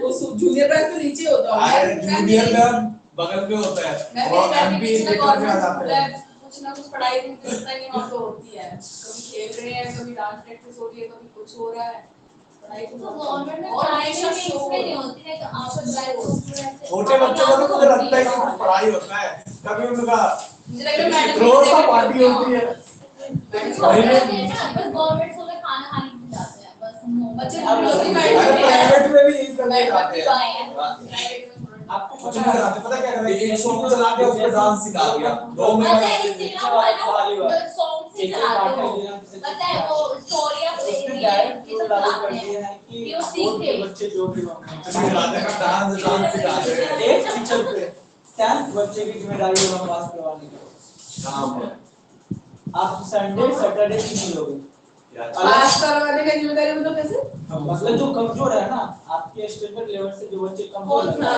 आप 10 बच्चे को लिस्ट बना के भेजोगे कि हम 10 बच्चे को पढ़ाते हैं कमजोर वाला मतलब कोई क्लास टीचर है 30 में से 10 कमजोर है ऐसे अपनी क्लास के बच्चे आगे अच्छा वो रिमेडियल क्लास चलती तो है रिमेडियल क्लास चलती है बिहार में पहले नहीं चलते थे अब से लागू हुआ है। सरकारी में कह रहे हैं सरकारी में तो वो चलती है मिशन बुनियाद जो बच्चों को हिंदी इंग्लिश नहीं आते और साथ में क्या है मैम अलग से अलग जो बच्चे आपको मतलब 10 बच्चों की जिम्मेवारी से दिया था कि आपको उसे लेवल सही करना है अगर वो बच्चे फेल होते हैं तो किसका रिस्पांसिबिलिटी ये पागल है अगर घर पे नहीं पढ़ रहा तो टीचर को क्या पागल वही कर बात है। देंगे यही कोई बात होती है और मतलब घर पे पढ़ी जाएगा तुम बोल के खिला थोड़ी है टीचर के बोल के कोई नहीं खिला देगा आप समझा सकते हो 4 बार समझा दो है ना मैं कहा कि चलो कर लो अगर 10 का 10 तो नहीं करेगा 6 कर लेगा मान लो तो टीचर को ही लगते हैं अरे मेरे तो घर में नहीं नहीं 6 कर लेगा मान लो 7 कर लेगा हो तो 3 ना भी करे ना हमारे बड़े पापा के दोनों लड़का को एक को +2 वाले में है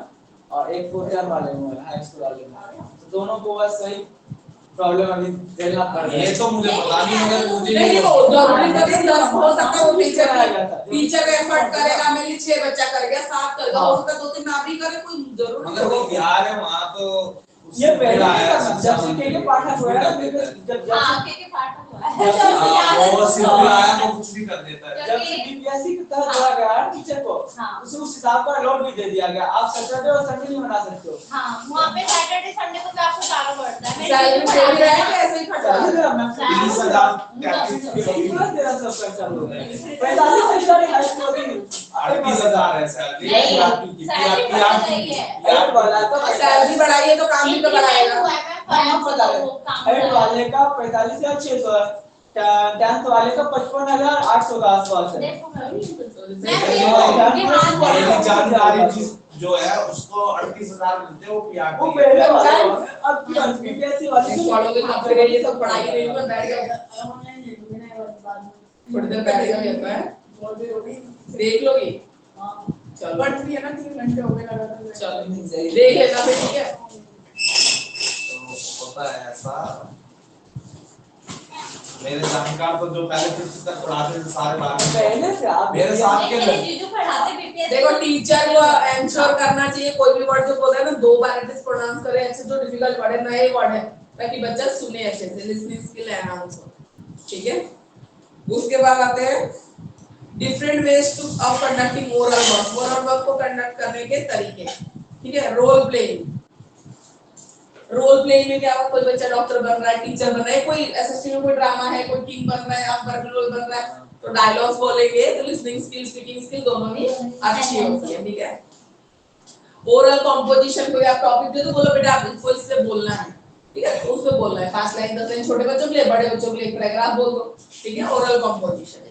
फिर उसके बाद रिप्रोडक्टिव एक्सरसाइज, ठीक है? रिप्रोडक्टिव एक्सरसाइज में रिप्रोड्यूस क्या होता है, सेम मतलब जो टीचर कोई साउंड बोलेगा, कुछ बोलेगा, उसको इमिटेट करके बच्चा भी सेम टू सेम बोलेगा, ठीक है? उसे प्रोनाउंस कराओगे आप नए वर्ड्स का। टंग ट्विस्टर बोलते हैं टंग ट्विस्टर तो वो होता है जो पहेलियां पूछते हैं, मतलब जल्दी जल्दी बोलते हैं, जैसे चंदा चमके चमचम वो वाला, वो सेम वो वाला, उसको टंग ट्विस्टर बोलते हैं। मगर ये मतलब जैसे आप कोई नया वर्ड सिखा रहे हो, एसएसटी में लिबरलाइजेशन आ गया, कुछ बच्चा प्रोनाउंस नहीं कर पा रहा, बोल नहीं पा रहा, तो सेम आप बोलोगे, सेम टोन में जैसे बोला जाता है, एग्जैक्ट करेक्ट, और बच्चा भी सेम दोहराएगा। ऐसे संस्कृत में, हाँ जिस भी लैंग्वेज में आप करवाना चाहते हो, हमारा तो संस्कृत है ये बोल नहीं पाते वो कौन सही। सा सब्जेक्ट पीजी हुआ? मैं तो योगा का पीजी। उसके बाद एक्शंस बाय टीचर। संस्कृत में ही तो है योगा। वहाँ तो 50 प्रैक्टिकल है, 50 थोड़ी। देखो एक्शन बाय टीचर में टीचर कोई डायलॉग बोल रहा है तो आपने उससे रिलेटेड पढ़ाई से, और एक्शन के साथ कोई डायलॉग बोल रहा है एक्सप्रेशन के साथ, तो बच्चे इसको देखेंगे और लेटर ऑन बाद में आप उनसे बुलवा के देख सकते हो कि उन्होंने कितना सुना, लिख के भी दिखा सकते। हाँ तो लिसनिंग कितनी है ना, लिसनिंग का हम काम कर रहे हैं, कितना लिसन करते हैं ध्यान से। उसके बाद है स्टोरी आउटलाइन। स्टोरी आउटलाइन पता है आपको 10th में आता होगा, सबके स्टोरी के थोड़ा थोड़ा से there was a thief, building, money, diamond, ऐसे सब वर्ड है, स्टोरी आउटलाइन, कहानी बनाना, तो ठीक है? तो वैसे आप कर सकते हैं। टीचिंग एड्स, ठीक है? नहीं दोबारा कौन बोलो। जैसे कोई टीचिंग एड्स में कोई विजुअल दिखाया आपने, कोई वीडियो दिखाया, कोई मूवी दिखाई, ठीक है? और आप बच्चे को बोल सकते हो बाद में कि आपने मूवी में क्या देखा, एक्सप्लेन करो। अगर हिंदी लैंग्वेज का है तो हिंदी में एक्सप्लेन करवा लीजिए, इंग्लिश लैंग्वेज का है तो इंग्लिश में एक्सप्लेन करवा लीजिए, ठीक है? तो लिसनिंग स्किल्स को हम इस तरीके से बेटर कर सकते हैं, ठीक है? अब स्पीकिंग स्किल्स, ठीक है? Speaking skills, speaking skill develop करने का एम क्या है? गुड स्पीच मैनर, कैसे बोला जाता है ना, वो अच्छा डेवलप कैसे होगा, आइडियाज, थॉट्स को, फैक्ट्स को, फीलिंग्स को एक्सप्रेस करना। स्पीकिंग स्किल अगर अच्छी है, एक तो आदत हो जाती है अच्छा बोलने की, और एक होता है याद करके अच्छा बोलना, तो क्या अंतर हो जाएगा उसमें? याद करके अच्छा बोलेगा तो हर टाइम तुम इमीडिएटली पूछोगे तो नहीं बोल पाएगा ना, जैसे कि मान लो समझ के बोलना। ज्यादातर बच्चे बोलते गलत है, मतलब वो ऐसा नहीं बोलना चाह रहा, मगर उनको हमने बोलते गलत है मतलब किस सेंस में? लैंग्वेज सही नहीं होती, कंटेंट सही नहीं होता, बोलने में मैम लैंग्वेज ठीक नहीं होती, और हम लोग क्या करते हैं, टीचर ने उसको लिख के दे दिया पेज पे और फिर माइक में बुलवा रहे, तब तो ठीक बोलेगा और बाकी गलत बोलेगा। तो लैंग्वेज टीचर सिखाएगा ना कि प्रॉपर सेंटेंस फ्रेम कैसे करना चाहिए, कैसे नहीं बोलना सिखाते, चाहिए। मुझे तो ऐसा लगता है। वो तो छोटी क्लास तक तो सिखाते हैं, वो करते हैं, जब बड़ा बच्चा हो जाता है ना 8th 9th 10th में, कोई केयर नहीं करता, लैंग्वेज हो या कोई भी हो, कोई नहीं नहीं वही तो गलत क्योंकि अब वो 8 तक तो ब्लैक बोर्ड पे लिखवाएगा क्वेश्चन का आंसर। 8 तक उन्हें लगता है कि नहीं आता, 8 तक उन्हें पता होता है, टीचर ये समझता है कि बच्चे को लैंग्वेज प्रैक्टिस आती है तभी तो वो एक्स्ट्रा सब्जेक्ट्स आए एडिशनल। पहले 8 तक तो उसको लिखवाएगा ब्लैक बोर्ड पे आंसर, 9th में आते ही कहेगा कॉपी निकालो और डिक्टेट करते हैं और कॉपी निकालो और आंसर लिखवाएगा, और पहले रफ में लिखवाएगा, कहेंगे घर जाके फेर करके लाओ, तो ज्यादातर बच्चे और वैसे ही अंधाधुन आंकलन करके चेक कर देगा। अब 200 बच्चे हैं एक सेक्शन में, 5 सेक्शन में, कितनों की कॉपी पढ़ेगा? वो पढ़ेगा तो दिन में पढ़ता ही रह जाएगा, वो तो जिंदगी में चेक ही ना हो, फिर 200 बच्चों, सही बात है, बर्डन भी तो कितना ज्यादा होगी, तो 200 बच्चों की कॉपी करना चाहिए, एक साइड में भी करना चाहिए पढ़ के चेक। बहुत कम टीचर करते हैं कि टीचर इतना टाइम क्लास लेके आते हैं, फिर 1-2 पीरियड और एक ही 2 पीरियड फ्री है, उसमें 5-7 क्लासेस जो टीचर ले रहा है, 5 ले रहा है, कॉपी जाए तो क्लास में 5 या 6 ले ही रहा होता है, 5-6 क्लास की इतनी सारी नोटबुक, तुम एक पीरियड में तुम कैसे चेक करो कितना पेंडिंग वर्क रखोगे, उधर ही बैठ जाओगे तो फिर शाम तक कभी छठे होगा नहीं तो होगा ही नहीं, वो भी बात है। थोड़ा फ्री पीरियड भी तो दो उसको चेकिंग के लिए, वो भी नहीं देते हो तो फिर कैसे चेक? क्लास में वैसे भी पढ़ाते हैं, कॉपी चेक बहुत ज्यादा हो रहा है, क्लास में अलाउ नहीं है प्राइवेट नोटबुक चेक करना। आपको हमारे को भी बोल दिया फोन नहीं चलाओ, मगर आप तो फोन वाले अपने पास ही रखते हो यार, फाइन लग जाएगा 1000 रुपए, मैंने कहा लगा 2000। आप ये पीटीआई हो, गेम से टीचर, गेम योगा है, पढ़ाना रहता है ना, पढ़ाना भी रहता है, पढ़ाना भी रहता है। फिजिकल आगे एजुकेशन, एमए कर रखी हूँ। फिजिकल एजुकेशन में पढ़ाना भी रहता है, तो पढ़ाना सब्जेक्ट भी है ना 9 10 में। भाई याद रहेगा। आता कुछ नहीं है। Excuse me ma'am, yes, ma'am आज इंक्लूसिव एजुकेशन वाली क्लास होनी है या यही वाली चलनी है? इंक्लूसिव हमने लास्ट ईयर में ही लास्ट क्लास में खत्म कर दिया था, कंप्लीट हो गया वो। नहीं मैम, तो कुछ लास्ट क्लास रहता में था, रहने के बाद करिकुलम ही कर रहे हैं। इसका कुछ कंटेंट रहता था, आपने कहा था कि नेक्स्ट टाइम मैं बताऊंगी। हाँ कुछ थोड़ा आपने मतलब हाँ, कोई आपने बात कहा था नहीं, कि नेक्स्ट टाइम नेक्स्ट क्लास में। करवा दूं मैं, हम जाएगा। Sorry ma'am, you are not audible, इस क्लास के बाद करेंगे। नाउ से नॉइस बहुत ज्यादा है मैम क्लास में, आज क्लास में बिल्कुल मजा नहीं आ रहा, केवल डिस्कशंस हो रहे हैं एंड एंटरटेनिंग फैक्टर इतना ज्यादा है, I am unable to hear and listen everything, मतलब बहुत ज्यादा चल रहा है। वो कुरुक्षेत्र वाला जो स्टूडेंट है, उसका जो लोकल एक्सपीरियंस है, वो सारा इम्प्लीमेंटेशन इतना ज्यादा रहा, उसकी लोकल प्रॉब्लम्स है, he should discuss all the things in private if he has facing some problems। वो पूरी क्लास इतनी डिस्टर्ब हो रही है ना, I have already mention on the chat कि बहुत एंटरटेनिंग फैक्टर चल रहा है आज, आज बिल्कुल क्लास क्लास की तरह नहीं लग रही है। Exactly, ma'am. Exactly, ma'am. Today is very disturbing. Okay, okay. Now onwards, just listen carefully, class. Okay. ठीक है, तो स्पीकिंग स्किल्स का देखते हैं हम लोग। Habit of speaking sentences already, ठीक है। Understanding of meaning of spoken word, जो भी आप बोल रहे हो ना उसकी मीनिंग उसको पता होनी चाहिए, तो स्पीकिंग स्किल। अब लिसनिंग और स्पीकिंग स्किल अगर अच्छी होगी तो उसका लैंग्वेज लर्निंग में क्या रोल है? जो सुनेगा समझेगा ना वो बोल भी पाएगा। लिसनिंग स्किल जिसकी अच्छी है ना वो कम्युनिकेट भी। देखो बहुत सारी चीजें हमें नहीं भी पता होती, कभी बुक से पढ़ के पता होती है, कभी सुन के टीचर से सुना, कभी कोई नया वर्ड फ्रेंड से सुना। तो लिसनिंग स्किल अगर अच्छी है तो स्पीकिंग ऑटोमेटिकली अच्छी हो जाती है, ठीक है। तो ये फायदा रहेगा, उनकी लैंग्वेज भी सही जाती है, बिल्कुल pronounce बिल्कुल बिल्कुल करेक्ट प्रोनाउंसिएशन के साथ आप स्पीच बोल सकते हो। प्रॉपर स्ट्रेस, कौन से वर्ड पे कितना स्ट्रेस डालना है, ठीक है, कौन से इंपॉर्टेंट वर्ड है वो कितना स्ट्रेस देके आपको बोलना है, कौन सा इजीली लाइट वे में बोलना है, कौन सा स्ट्रेस देके बोलना है, ठीक है। सिमिलर साउंड्स को डिफरेंशिएट करना, ठीक है। Mother tongue in the mother tongue में सिमिलर साउंड आते हैं तो कैसे आप डिफरेंशिएट कर सकते हो। समझना वर्ड्स को, ठीक है, और कॉन्टेक्स्ट में उसको प्रॉपर तरीके से यूज करना।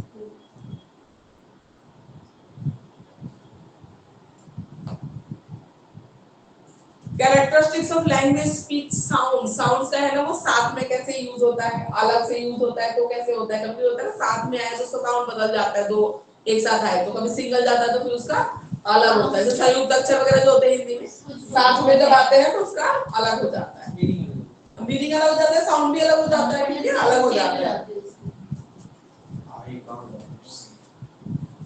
अब इसके बाद है आपका लिसनिंग एंड स्पीकिंग स्किल्स में डायलॉग आ जाएगा, स्टोरी टेलिंग एंड पोम, ठीक है। इसको देखते हैं डायलॉग। डायलॉग क्या होता है? जो रिटन या स्पोकन, ठीक है, एक्सचेंज होता है बातों में, उसको हम क्या बोलते हैं? डायलॉग। कन्वर्सेशनल जो एक्सचेंज है तो दो लोग रिटन में, डायलॉग रिटन भी होते हैं जो एक्टर देख के पढ़ते हैं, तो रिटन या बोल के जो एक्सचेंज होता है उसको हम बोलते हैं डायलॉग्स, ठीक है। तो टाइप्स ऑफ डायलॉग दो होते हैं, inner dialogue and outer dialogue. कभी कभी कोई एक देखना मूवी देखना हम अपने आप से ही कुछ बोल रहे होते हैं, तो इनर डायलॉग होता है अपने आप से, कोई प्रेजेंट नहीं है पर हम अपने आप से भी कभी कभी कुछ बोलते हैं कि चलो जो हुआ ठीक हो, अपने आप को कोई बोल रहे, सोच रहे कोई बात बोल रहे, तो उसको बोलते हैं इनर डायलॉग। आउटर में आप सामने कोई होता है जिसको आप बोल रहे होते हो, ठीक है, दो कैरेक्टर्स के बीच का होता है, ठीक है। डायलॉग्स का एग्जांपल दिया है तो ये देखने की जरूरत नहीं है, ठीक है। फंक्शन क्या है, काम क्या है डायलॉग का,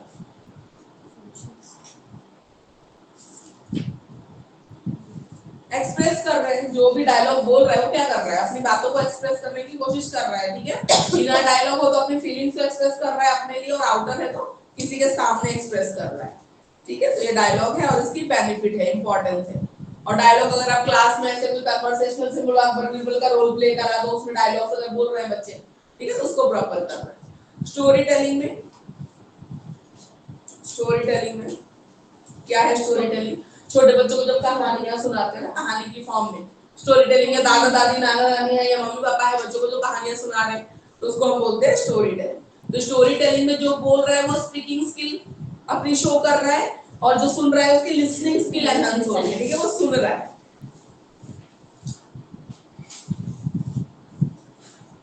तो स्टोरी टेलिंग से फायदा क्या होता है, चिल्ड्रन अपने ओन कल्चरल रूट्स को एक्सप्लोर करते हैं, ठीक है, जो अपनी पुरानी बातें दादा दादी नाना नानी बताते हैं तो उनको सुनते हैं और कल्चरल रूट्स को समझते हैं। डाइवर्स कल्चर्स को समझने में आसानी होती है कहानी के फॉर्म में, ठीक है।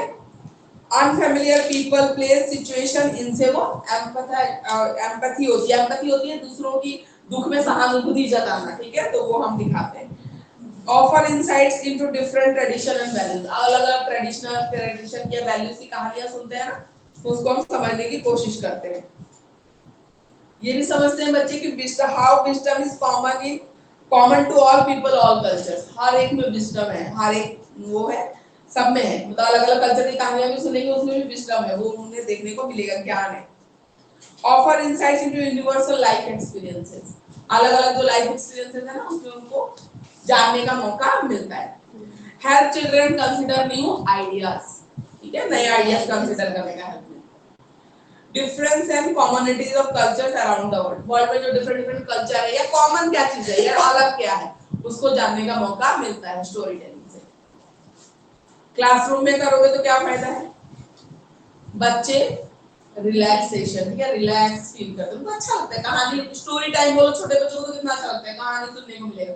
हम लोग भी छोटे थे ना, रात को हमेशा मेरे दादू या दादी कहानी सुनाते ही थे हमेशा, और बिना कहानी सुने दादू ने सोई नहीं। पूरा रामायण तो मुझे वैसे ही याद है, मैं कहानी नहीं सुनते थे, जटायु और ये छोट बचपन से तो कितनी कहानियां सुनी है। और मेरे दादू तो इतने मतलब क्रिएटिव थे, कुछ कहानियों में गाने भी आते थे बीच में, एक वो लड़की की कहानी सुनाते थे उसका नाम ब्रिज था, तो उसमें गाने आते थे, मेरे दादू इतने मतलब म्यूजिकली इतनी ब्यूटीफुली गाते थे वो गाने, बहुत अच्छे थे, बहुत लंबी कहानी होती थी, और हम बार बार बोलते थे ब्रिज की कहानी सुनिए ब्रिज की, उसमें गाने आते थे और बहुत अच्छे से।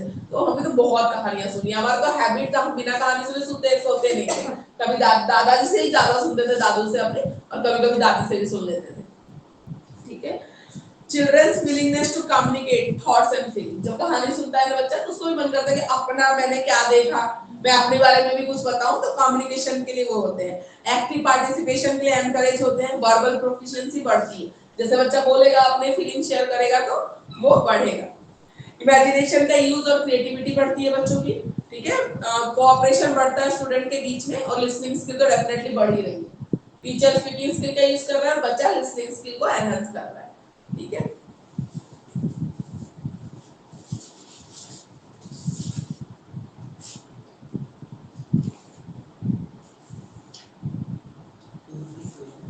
Excuse me, ma'am. Yes, ma'am इनमें मोस्टली क्या शॉर्ट्स नोट्स ही आते हैं क्या, स्टोरी टेलिंग एंड ये डायलॉग वगैरह? स्टोरी टेलिंग में शॉर्ट नोट आ सकता है, लिसनिंग स्पीकिंग स्किल है ना ये लॉन्ग में आता है, ठीक है।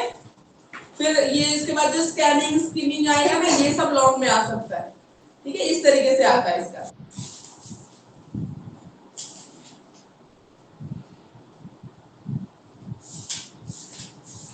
परफॉर्मेंस टेक्निक्स में स्टोरी टेलिंग वालों परफॉर्म कर रहा है, अगर टीचर आपको क्लास में सुनाना है तो कोशिश करिए कि बिना देखे पढ़ के जब करोगे ना एक्सप्रेशन मिस हो जाते हैं, और जो आपको कहानी याद है वो आप जितना एक्सप्रेशन के साथ जितना जहां जैसा एक्सप्रेशन आना चाहिए, डर का खुशी का दिखा पाओगे, पढ़ने में बिजी हो जाओगे तो एक्सप्रेशन लॉस हो जाता है कहीं ना कहीं बीच बीच में, तो कोशिश करिए मेमोराइज करके सुनाइए तो वो ज्यादा बेटर रहेगा।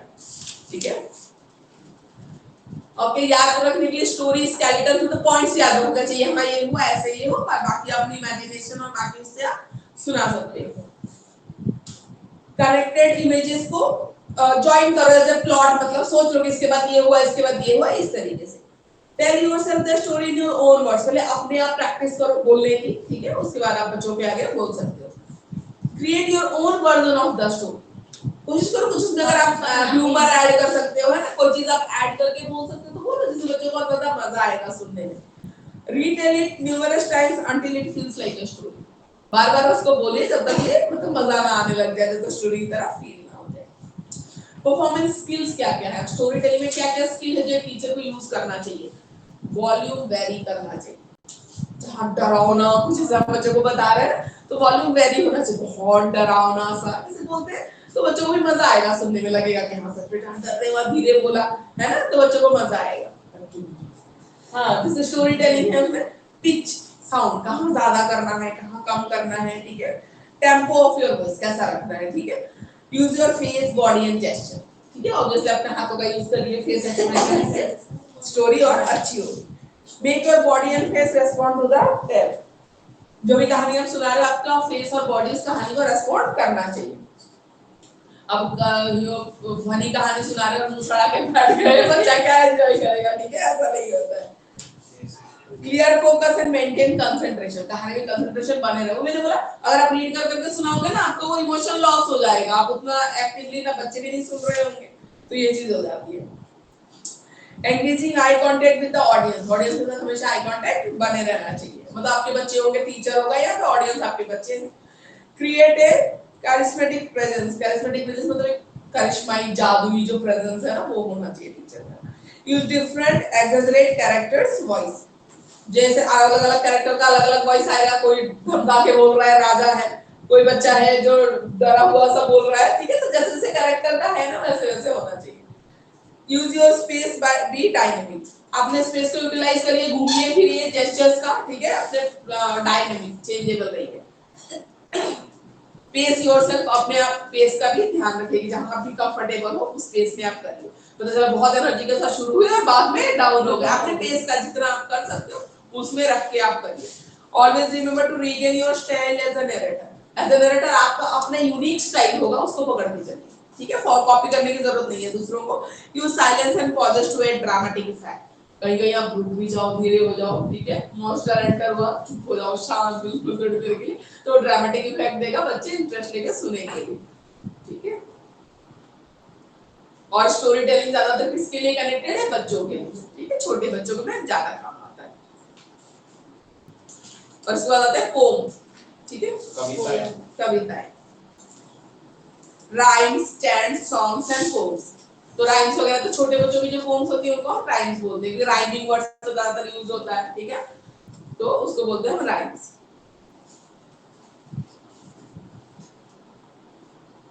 चैंट्स होते हैं, चैंट्स क्या होते हैं, जैसे कुछ वो मंत्र वगैरह जो होते हैं उनको बोलते हैं चैंट्स, गायत्री मंत्र हो गया और बाकी जो श्लोक, श्लोक मैम, श्लोक। श्लोक मंत्र, ठीक है, उनको बोलते हैं चैंट्स। सॉन्ग्स होते हैं छोटे बच्चों के लिए, बाल गीत होते हैं, गाने होते हैं, ठीक है, हिंदी में। और फिर पोम्स, तो पोम है नानी, आपके उसमें नानी तेरी मोरनी को मोड़ लेके, वो वाला काइंड ऑफ। हाँ, उस टाइप का, ठीक है, तो डायलॉग है, स्टोरी टेलिंग है, फिर पोम है, तो हमें करना पोम है। टीचिंग ऑफ पोम, आपको पोम पढ़ाना है ना, तो आपको कैसे पढ़ाना है, सबसे पहले presenting the gist of the poem, poem, उस कहानी में ना किस बारे में बोला गया थोड़ा आप पहले बता दीजिए पढ़ाने से पहले, किस थीम क्या है, जिस्ट क्या है, ठीक है, वो बताना होता है।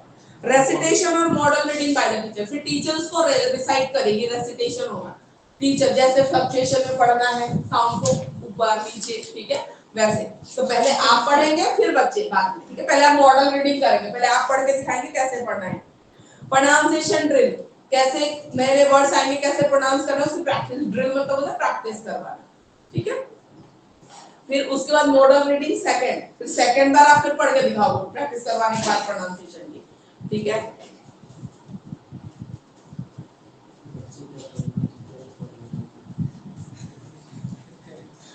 बच्चे पढ़ने सीखते हैं ना, तो तुम एक दो बी पर तो आप उनका meaning of difficult words and phrases, इसमें जो डिफिकल्ट वर्ड है फ्रेजेस है उसके मतलब भी बताने टीचर को, ठीक है। मॉडल रीडिंग थर्ड, ठीक है, इसमें फुल्ली एक्सप्लेन्ड एंड डिस्कस्ड होगा, ठीक है। पोएम को एक अगेन थर्ड बार बोला पढ़ो और एक्सप्लेन करो।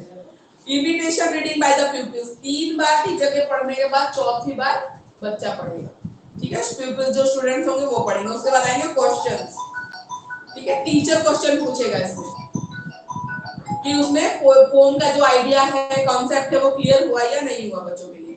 फिर कोरल रेसिटेशन, कोरल क्या होता है जब पूरी क्लास साथ में गाती है, कोरल उसको बोलते हैं कोरल, तो सब साथ में गाएंगे। और उसके बाद असाइनमेंट, उस पोएम से रिलेटेड असाइनमेंट टीचर बच्चों को दे देगा, तो ये होता है पोएम। रेसिटेशन शॉर्ट प्ले आज नहीं होगा, नेक्स्ट क्लास में बताऊंगा। रेसिटेशन एंड शॉर्ट प्ले कोशिश करेंगे, लेकिन ज्यादा बचेगा नहीं, एक दो टॉपिक बचेगा, ठीक है। फिर मैं जो भी इसका सेकंड मतलब बी पार्ट है वो भी हमारे साथ होगा। हाँ, वो भी क्या बी पार्ट के साथ नहीं होगा।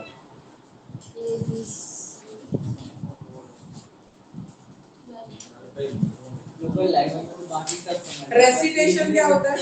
रेसिटेशन रेसिटेशन बोलना होता है,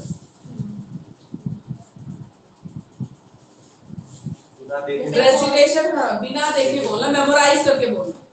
रेसिटेशन होता है मेमोराइज करके बोलना, याद करके किसी चीज को बोलना, वो होता है रेसिटेशन। पोएम रेसिटेशन बोलते हैं, तो पोएम को याद करके बिना देखे आप बोल रहे हो, that's what recitation.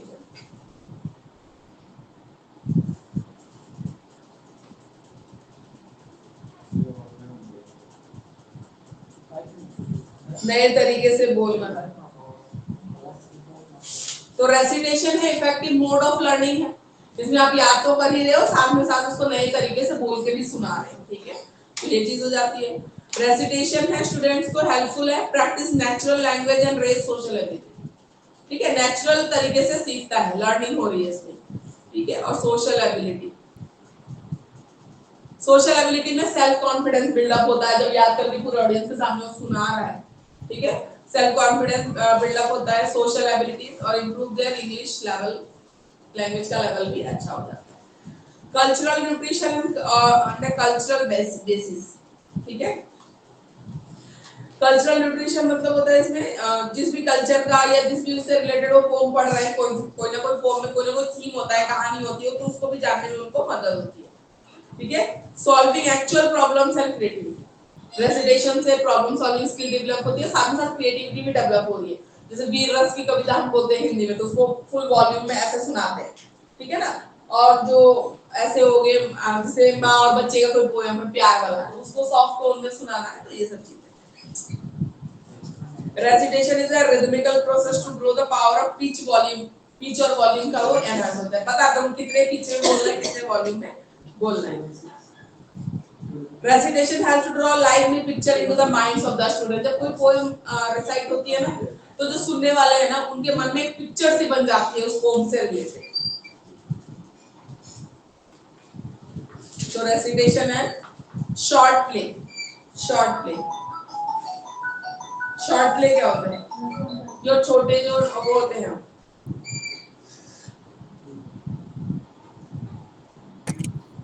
Role play या शॉर्ट प्ले बोलते हैं, थोड़ा एसएसटी का टॉपिक है, ठीक है, उसमें कोई किंग बना है, कोई उसका मिनिस्टर बना है, इस तरीके से अलग अलग, ठीक है। तो रोल प्ले से लिसनिंग स्पीकिंग स्किल अच्छी हो रही है, जो हम बोल रहे हैं, ठीक है। छोटे जो सिंड्रेला वाला पोस्टर बोलते हैं, हाँ। हां सिंड्रेला बन जाता है, किंग बन जाता है, हां प्रिंस, ठीक है। फिर रोल प्ले के बाद टीचर क्वेश्चन भी पूछ सकता है जिस टॉपिक पे उन्होंने कराया है, ठीक है, ऐसे कर सकते हैं। और इससे लैंग्वेज भी सीख सकते हैं, डायलॉग बोलना, पिच वॉल्यूम, ठीक है, कम्युनिकेशन स्किल अच्छी हो जाती है। Tone and register of language, respond to style, tone and register of language.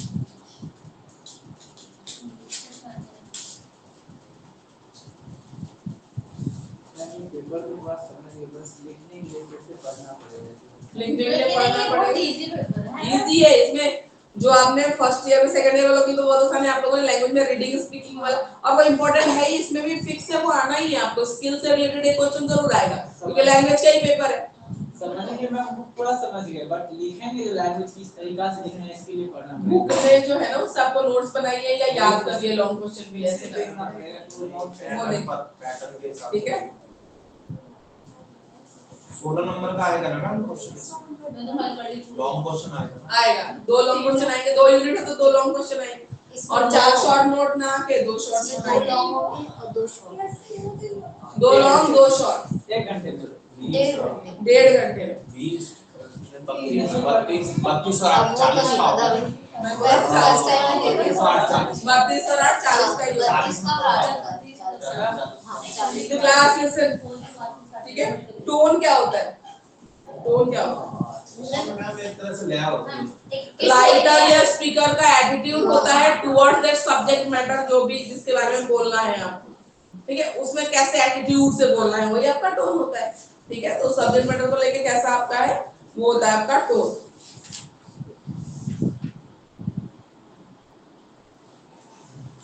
आपका हो रखा है नहीं, मैं भी आप ही के साथ हूँ। फर्स्ट ईयर एक ही हो गया। हाँ, सेम दोनों वाले। तो टोन का क्या रोल है, अभी तो हम टोन ही पढ़ रहे थे, टोन का क्या मैम का ले का है ना लय, अभी हमने जैसे स्टोरी टेलिंग बोला, पोएम रेसिटेशन बोला, सब में टोन इंपॉर्टेंट है, ठीक है। उसको ऐसे लिखना है, इसमें कुछ अलग और है नहीं, ठीक है। वो चीजें सब में सेम थिंग है, मतलब एक ही कुछ पॉइंट्स अलग है लेकिन सब सेम है। सेम ही है, मोस्टली वैसे ही है, ठीक है। पहले मुझे बोरिंग लग रही थी पहली यूनिट की, तो भाषा अलग है। पहला वाला यूनिट थोड़ी बोरिंग है, फिर तो ठीक ही है। ठीक है, इन सब अलग अलग है, कोई दिक्कत नहीं। अगर आप पढ़ा हुआ आपको लेकिन आप उससे ज्यादा सिलेबस समझ है। मैंने सिलेबस पता किया है, पढ़ा है, इसलिए मुझे पता है। हम बोले हम एक ही बात अब है। एग्जाम सारे तो डिटेल्स जाननी पड़ती है। सिलेबस तो मेरे पास भी है। अरे बुक में ही है ऑलरेडी, फर्स्ट पेज पे तो लिखा है कि हमारे दो हमने क्वेश्चन सॉल्व है। इसलिए क्योंकि नेट का तैयारी करता है। देखिए इधर लिंग्विस्टिक रजिस्टर क्या होता है, देखो मेरा सो लिंग्विस्टिक क्लास, लिंग्विस्टिक रजिस्टर, ठीक है। रजिस्टर कैसे होता है, जैसे हर रजिस्टर में हमने किसी किसी चीज के बारे में नोट डाउन किया होता है, तो लिंग्विस्टिक रजिस्टर होता है आपका वंस यूज ऑफ लैंग्वेज, ठीक है। किसी लैंग्वेज को यूज आप कैसे करोगे, कैसे अडॉप्ट करोगे ना, उसको बोलते हैं लिंग्विस्टिक रजिस्टर, ठीक है। बाकी लैंग्वेज के साथ आप मान लो दूसरा लैंग्वेज सीख रहे हो, घर पे आप मदर टंग बोल रहे हो, तो एक लैंग्वेज का कैसा यूज है, दूसरे का कैसा यूज है, कैसे रिलेट करते हो, कैसे अडॉप्ट करते हो ना चीजों को, उसको बोलते हैं लिंग्विस्टिक रजिस्टर, ठीक है। लिंग्विस्टिक रजिस्टर मतलब मैं नहीं समझ। जैसे लिंग्विस्टिक रजिस्टर का मतलब आप लैंग्वेज बोल रहे हो, ठीक है, तो उसमें कैसे वर्ड यूज होते हैं, एक पर्टिकुलर पैटर्न है, तरीका है उस चीज का, फिर आप एक दूसरा यूज कर रहे हो तो वो रजिस्टर है, उसका एक अलग है, ठीक है। तो वंस ओन लैंग्वेज को आप दूसरे के साथ कैसे अडॉप्ट करो, दो लैंग्वेजेस साथ में सीखोगे तो कहीं ना कहीं अडॉप्टेशन तो चाहिए ना, कहीं आपको लिंक करके चलना पड़ेगा कि अच्छा मैं अपनी लैंग्वेज में अगर ये चीज ऐसे बोलता हूं तो इसमें ऐसा होता है, ठीक है। तो लिंक करना, कनेक्ट करना, ठीक है। तो इसको बोलते हैं linguistic register.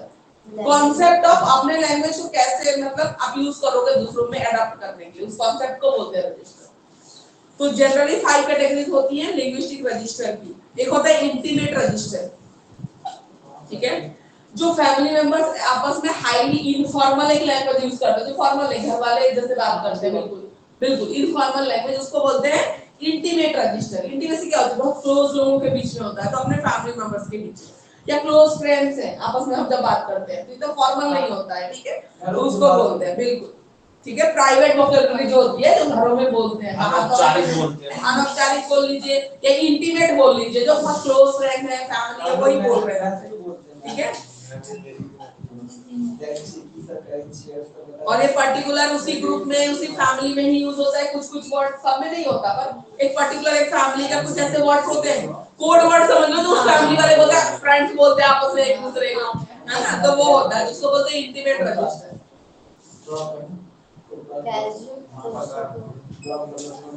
Casual register, casual register मतलब कैजुअली जो, कैजुअल रजिस्टर मतलब ये थोड़े ब्रॉड ग्रुप में यूज होता है, मान लो सोसाइटी में पर्टिकुलरली वर्ड चलता है, ये भी है इनफॉर्मल ही, एक बार बड़े ग्रुप में चलता है, ठीक है। इनफॉर्मल ही है, फॉर्मल भी नहीं है, जाना है आपको, सुन लेना वीडियो, ठीक है।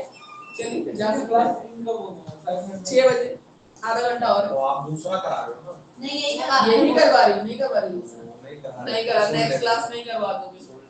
हाँ सुन लो, ठीक है, नेक्स्ट क्लास में करवा दूंगी। अभी चल रहा है तो क्या है तो समझ में भी आ जाएगा फिर हाँ, दूसरा तो सारा आपको ये बोला, मिक्स अप ठीक हो है? जाएगा बढ़ जाएगा ये थोड़ी जो स्लैंग हम बोलते हैं अमेरिकन स्लैंग, इंग्लिश में कुछ स्लैंग से कुछ वर्ड गालियां मोस्टली जो होती है, ठीक है, स्लैंग से वो चलता है, वो सोसाइटी में ब्रॉड उसमें चल रहा है, पर है इनफॉर्मल स्लैंग सब जिसको बोलते हैं। वो मैम फ्रेंड सर्कल में करता है। नहीं स्लैंग हरदम गालियां ही स्लैंग नहीं होती है। स्लैंग कुछ ऐसे वर्ड्स होते हैं ना जो मतलब इनफॉर्मली हम बोल जाते हैं, वो चलने लग जाता है सोसाइटी में, समझ रहे हो, तो उसको बोलते हैं। मतलब मोस्टली होता है जो गालियों को बोलते हैं, अदरवाइज स्लैंग में जरूरी नहीं कि हरदम गालियां, और भी वर्ड्स होते हैं, कुछ भी और होता है, जिसका एक इनफॉर्मल हमने नया वर्जन निकाल दिया, कुछ वो चलने लग गया, समझ रहे हो, तो उसको बोलते हैं, तो उसको कैजुअल रजिस्टर बोलते हैं। उसके बाद आता है कंसल्टेटिव रजिस्टर, ये फॉर्मल लैंग्वेज है, ठीक है। कंसल्टेटिव रजिस्टर में, ठीक है, टीचर और स्टूडेंट के बीच में जैसे कुछ लैंग्वेज टर्म्स है वो टीचर और स्टूडेंट ही समझेगा, डॉक्टर पेशेंट के बीच में कुछ टर्म है वो डॉक्टर और पेशेंट ही समझेगा, तो इसको बोलते हैं कंसल्टेटिव रजिस्टर। जब वो टीचर बच्चों को कंसल्ट कर रहा है, बातचीत कर रहा है, तो टीचिंग से रिलेटेड टर्म्स यूज करेगा ना, वो उनको ही समझ में आएगा। कुछ वर्ड्स होता है जो टीचिंग के फील्ड में नहीं, उनको लगेगा रिमेडियल बोल दो, तो उनको बोलेगा क्या क्लास है, ये कौन सी क्लास होती है, उनको नहीं समझ में आएगा। लेसन प्लान है, ये क्या होता है ना। जैसे डॉक्टर और पेशेंट के बीच में बात होगी तो कुछ टर्म्स यूज होंगे, हो सकता है जो बाकियों को नहीं पता हो, तो इसको बोलेंगे हम कंसल्टेटिव रजिस्टर। इसमें नहीं है। उसके बाद आते हैं फ्रोजन रजिस्टर। फ्रोजन रजिस्टर क्या होता है, फ्रीज हो गया, पुराना ट्रेडिशनल जो है चीजें, ठीक है, उनको बोलते हैं, ठीक है। लीगल प्रोसीडिंग्स में जो वर्ड सालों साल से चल रही है, ट्रेडिशनली जो चीजें सालों साल से चल रही है ना, उसको हम फ्रोजन रजिस्टर बोलते हैं।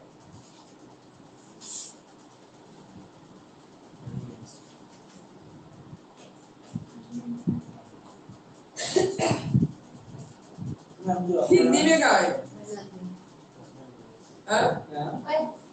हिंदी में, हिंदी के उसमें है मिला आपको? फैन को बंद कर दो। अरे वो ऐसी है कि अच्छा एसी बंद कर दो। आपको हिंदी की बुक में मिल गया ये? नहीं है, इसमें नहीं है, हमारे में नहीं है। दिखाओ। अलग अलग दिया हुआ है, नहीं लक्ष्मी की है, वैसे तुम्हारा भी होगा, इधर उधर होगा। अलग अलग दिया हुआ है लक्ष्मी। एक मिनट जरा हिंदी में मेरा पता नहीं, पता नहीं मेरा मेरा बालाजी है। लेके आओ ना मैं आपको। एक रजिस्टर में तो बोले इंग्लिश में देखो एक दिया ही नहीं, इंटीमेट रजिस्टर नहीं मैम से नहीं ले दे लेंगे। और पहले हमको किसी को टाइम वो स्टैटिस्टिक्स रजिस्टर नहीं दे रहा। ये बदल के अलग तो और बाकी सबकी अलग है, मेरी अलग है। ये जमा कर दीजिएगा। होती है अलग से अलग। स्टैटिस्टिक रजिस्टर इंग्लिश वाले बच्चों, आपका एक 5 रजिस्टर बोला है ना, स्टैटिस्टिक रजिस्टर नहीं दे रखा है, ठीक है, लिख लीजिए उसको, इंग्लिश की बुक में एक मिसिंग है, ठीक है। Fifth one is statistic register. Statistic register वो है जो चीजें फिक्स है, जैसे भगवान का प्रेयर है ना, कुछ प्रेयर है सालों साल से चल ही रहे हैं, फिक्स है, प्रार्थना भी स्कूल में से, या फिर वो शपथ ग्रहण जो समारोह होता है उसमें जो वर्ड्स बोले जाते हैं लाइनें फिक्स है, तो ऐसे जो चीजें फिक्स है, बहुत पुराने टाइम से चली आ रही है और फिक्स है, चेंज नहीं हो रही है, उनको बोलते हैं हम स्टैटिस्टिक रजिस्टर। सब रहता है। हम भारत के लोग प्रस्तावना सबसे अच्छा एग्जांपल है प्रस्तावना, ये सब दिन से ध्यान दिया। ठीक है, English student, have you added statistic register? Yes, ma'am. ठीक है, लेके आओ ना मैम, नहीं तो मैम से चेंज करा। रजिस्टर तो अच्छा आपकी बुक में नहीं देखा ना। सब कुछ होता है हर बुक में, बस थोड़ा टाइम होता है। अलग अलग दिया, अलग अलग दिया है इसमें भी। वो जो कहते हैं सब कुछ होता है हर बुक में। टोन रजिस्टर है तो इसी में होगा। आगे पीछे मोटे गाना तो मिल जाएगा। जैसे भगवान में मिलता है। सही डिटेल करता हूँ अपना एक चीज है बढ़िया। सब बुक की मतलब जो है सो राइटिंग अलग है ना, सब बुक लैंग्वेज अलग है। डायलॉग स्टोरी को इंक्रीज करते poetry recitation, short play, short play, ये रहा ना स्टाइल, टोन एंड रजिस्टर सब कुछ है। टीचर को मिल गया रजिस्टर दे रखा है, टोन दे रखा है, दे रखा है। ये एकदम से ये लीजिए, आप हिंदी की बुक लीजिए, सब में ठीक है, हिंदी इंग्लिश सब में दे रखा है सारा, रजिस्टर वगैरह सब कुछ दे रखा है। प्योर हिंदी दिया वैसे भी नहीं समझ इसके मतलब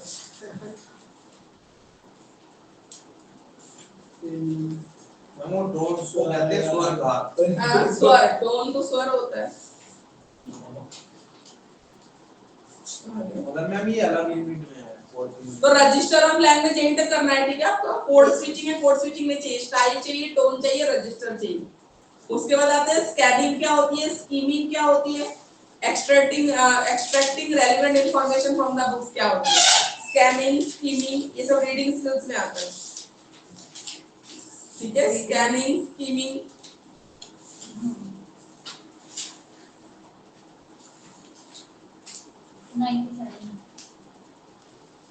ये सारे रीडिंग स्किल्स में आते हैं। स्कैनिंग, स्कीमिंग है।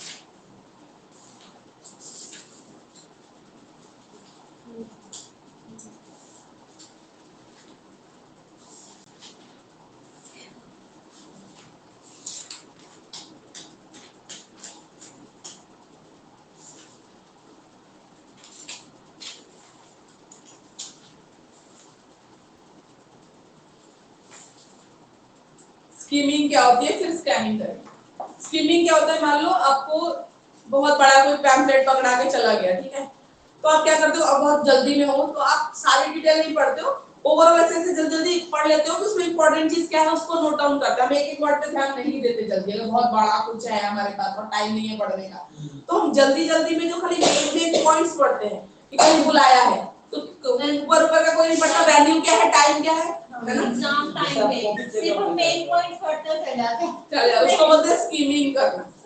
उसको बोलते हैं स्कीमिंग करना, कि पूरे डिटेल को थोरोली ना पढ़ के मेन पॉइंट्स को बस जल्दी जल्दी वो कर लेना, उसको बोलते हैं स्कीमिंग करना। ठीक है, स्कीमिंग करना। न्यूज़पेपर में भी कैसे करते हैं? मेन आइडियाज बस ले लेना, ठीक है। हाँ, न्यूज़पेपर में भी सारा डिटेल पढ़ने का टाइम नहीं, तो ओवरऑल हम मेन पॉइंट देख लेते हैं, उसको बोलते हैं स्कीमिंग। ठीक है, अब मान लो स्कीमिंग यूजफुल कैसे है, फायदा क्या है, स्कीमिंग का फायदा होता है।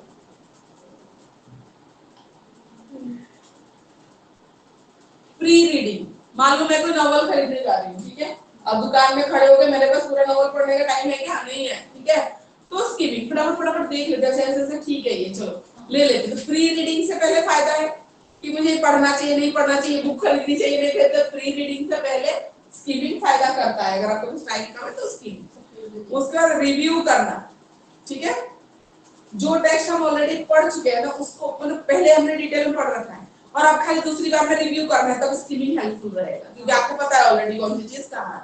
उसके बाद रीडिंग में, ठीक है, रीडिंग में हेल्प करता है, क्विक रीडिंग में हम तो जल्दी जल्दी पढ़ के मेन पॉइंट्स निकालते हैं। वो तो मैम इंडेक्स से भी पता चल जाएगा, किताब के इंडेक्स से क्या वो क्या तो नाम ही पता चलेगा ना, कंटेंट कैसे पता चलेगा, तो फटाफट देखोगे कंटेंट क्या है, कंटेंट के बारे में होगा। ठीक है, मतलब पॉल्यूशन का चैप्टर है तो अच्छा एक के पॉल्यूशन की बुक में अच्छा वाटर पॉल्यूशन पढ़ा है, एयर पॉल्यूशन चाहिए इतना पढ़ा है, ये ग्लोबल वार्मिंग यहाँ तक पढ़ना है, इससे ज्यादा डिटेल में मुझे नहीं जाना, तो स्कीमिंग जब जब जो हम देखते हैं। ठीक है, मैं आपको ही दे दूं, मान लो कोई बुक दे दूं कोई क्लास की, मैं आपको बोलूं थर्ड क्लास का ईवीएस है कि मैम देख के बताना ये बुक सही रहेगी, लगा दें इस बार सिर्फ पब्लिकेशन का या दो पब्लिकेशन का दे दो, आप सारा थोड़ी पढ़ के देखने का टाइम, आप क्या करोगे, मेन कौन से होंगे, क्वेश्चन आंसर दे रखे नहीं दे रखे, क्या क्या टॉपिक्स है होने चाहिए, स्कीमिंग ही तो करोगे आप, उसको बोलते हैं स्कीमिंग करना। क्लियर, ठीक है, उसको स्कीमिंग बोलते हैं। हिंदी में क्या स्कीमिंग ही लिखा है, कुछ और लिखा है, स्कीमा नहीं स्कीमा वो अलग चीज है, वो अलग वो अलग, वो बाद में आएगा, SCHEMA स्कीमा वो अलग है, ये स्कीमिंग अलग है। ठीक है, हिंदी में क्या लिखा है, स्कीमिंग वर्ड वो स्कीमिंग लिख रखा है, नहीं है, नहीं कैसे होगा लाओ होगा आपका मिल गया स्कीमेस की भी नहीं मिला स्कीमा मिल गया स्कीमा तो है वो भी है सिलेबस में पर उसके पहले स्कीमिंग तैयारी में दिखाइए स्कीमा तो इसका अगला नेक्स्ट टॉपिक है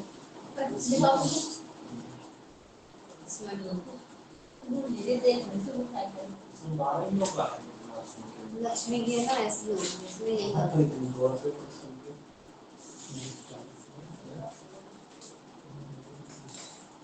दोष निवारण के बोझ में वो करा दिया।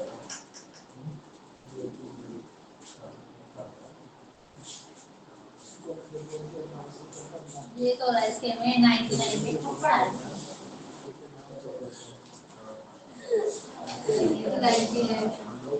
नोटिस राइटिंग लेटर है इसमें नहीं दिख रहा है इसके लिए है उससे ही ले लेना फोटो इसमें तो नहीं दिख रहा है पर वैसे भी नोट्स दिए हैं मैंने नहीं है ना हाँ मैंने नोट्स दिए हैं इसमें नहीं है फिर मिल जाएगा आपको हमें मैंने नोट्स भेजे हैं ना इसके भेजे लर्निंग एंड टीचिंग के नहीं इसके भी भेजे लर्निंग एंड टीचिंग के भेजे हाँ वो तो भेजे होंगे थर्ड में इसके भी भेजे मोस्टली बुक्स ले लेना लक्ष्मी इसकी हिंदी में है ना उसमें फोटो ले लेना इसकी हां है मिल गया स्कीमिंग स्कैनिंग की फोटो ले लेना खोल दिया योगा क्या किया पढ़ा देखो स्कीमिंग है ना आर्टिकल में आपको एक आर्टिकल को मुझे स्कीम करना है जबरदस्त उसको दे दो निकाल के उसमें फोटो ले लेना आप लोग स्कीमिंग जो है ना एक आर्टिकल को स्कीम करना है मुझे ठीक है स्कीमिंग करनी है तो क्या करना है पहले तो रीड द टाइटल टाइटल पढ़ लो ठीक है इंट्रोडक्शन थोड़ा सा देख लो फर्स्ट पैराग्राफ को पूरा पढ़ो ठीक है सब हेडिंग्स है तो सब हेडिंग्स को पढ़ लो और कोशिश करो उनमें लिंक एस्टैब्लिश करो जो रिमेनिंग पैराग्राफ है ना उसकी पहली पहली लाइन पढ़ लो ठीक है और उसके बाद next looking for clue words जो इंपॉर्टेंट वर्ड्स है वो देख लो प्रॉपर नाउन्स देख लो वर्ड्स देख लो इस तरीके से और फाइनल पैराग्राफ को पूरा पढ़ लो वैसे आप पूरे आर्टिकल को स्किमिंग जल्दी आप समझ सकते हो कि इसमें कंटेंट क्या है ऐसा देख लोगे कहां है किस बारे में इंग्लिश में आता था नोट शॉर्ट नोट्स लिखो वही है क्या स्किमिंग रीडिंग टेक्निक ये राइटिंग टेक्निक नहीं है रीडिंग टेक्निक मान लो मैं आपको बोल दूं कि ये बुक देखिए आप ठीक है ये बुक ठीक रहेगा लगानी चाहिए लक्ष्मी और मैं बालाजी की दे दूं आपको कि फोर्थ ए के लिए कौन सी बुक है तो आप थोड़ी ना बैठ के पूरा एक एक चीज पढ़ोगे आप क्या पढ़ोगे हेडिंग पढ़ोगे देखोगे कंटेंट है या नहीं ओवरऑल देखोगे कैसा है लैंग्वेज कैसी है ना उसी को बोलते हैं स्किमिंग करना जब वो आइटम चेक करना हाँ जल्दी जल्दी में जो आप पढ़ते हो ना उसको बोलते हैं वही तो एग्जाम के 1 घंटे पहले जैसे हम हाँ, एग्जाम बिल्कुल। सडनली स्किमिंग बिल्कुल। करते हैं, वही आपने बोला ना रिपीटिंग कर रहा है हाँ नहीं रीडिंग भी तो है स्किमिंग जो आप चीजें पहले से डिटेल में पढ़ चुके हो और जल्दी जल्दी में जो उसके पढ़ रहे main हो उसको topics स्किमिंग ही बोलते हैं मेन टॉपिक्स को हम उस टाइम पे डिटेल करते हैं ना तो उससे हमारा वो स्किमिंग वही स्किमिंग होती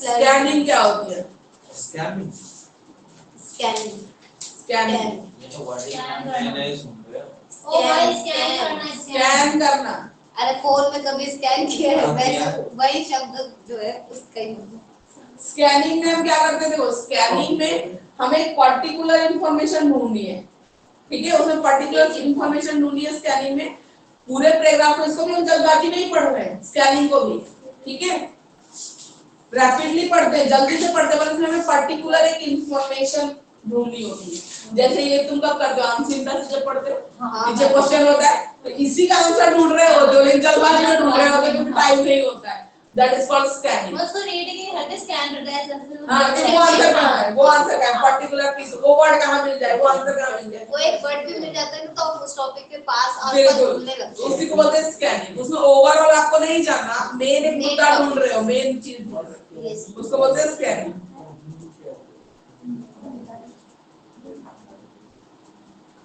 अब एक आर्टिकल को स्कैन करना है उसमें आपको क्या करना है तो आपको दिमाग में रखना है कि आपको ढूंढना क्या है सारा टाइम वो चलते रहना चाहिए ठीक है कॉपी भी तो अगर आपको वो वर्ड माइंड में क्लियर है या फोटो माइंड में क्लियर है तो आप जल्दी से जल्दी ढूंढ लोगे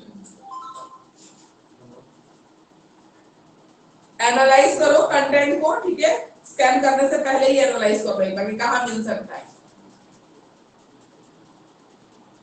एक सिंगल सर्च में अगर वो मटेरियल फैमिलियर है ना आप सिंगल सर्च में ही ढूंढ लोगे नहीं तो हो सकता है 2-3 बार पढ़ना पड़े अनसीन पैसेज का ही एग्जांपल ले लो आप स्कैनिंग में हम वही करते हैं उसमें जो क्वेश्चन पूछा होता है ना उसी को ढूंढ रहे होते हैं मेनली ये कहाँ है, तो उसको बोलते हैं स्कैनिंग।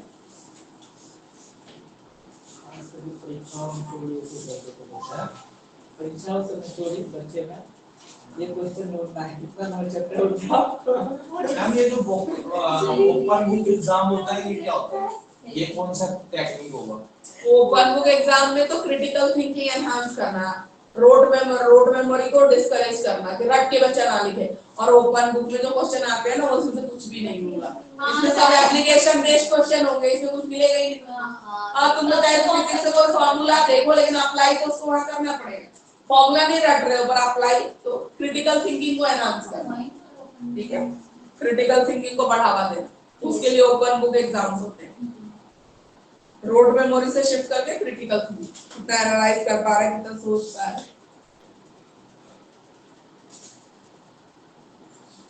इसके बाद schema theory, text structure and reading in content area. हाँ मैम आ गया स्कीमा।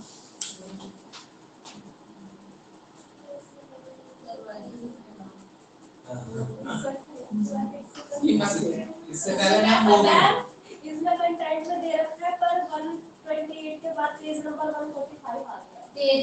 पेजेस में से अच्छा इसलिए नहीं, सबके हिंदी को सबका ऐसे ही पता नहीं इसका नहीं हमारा ठीक है ये वाला। नहीं, तुमने तुम्हारा इंग्लिश है ना, हाँ मैं नहीं अच्छा, बाकी बच्चों से एक बार कंफर्म करना जिसका हिंदी, ये बुक ऐसी होगी फिर बदल देना जैसे ना।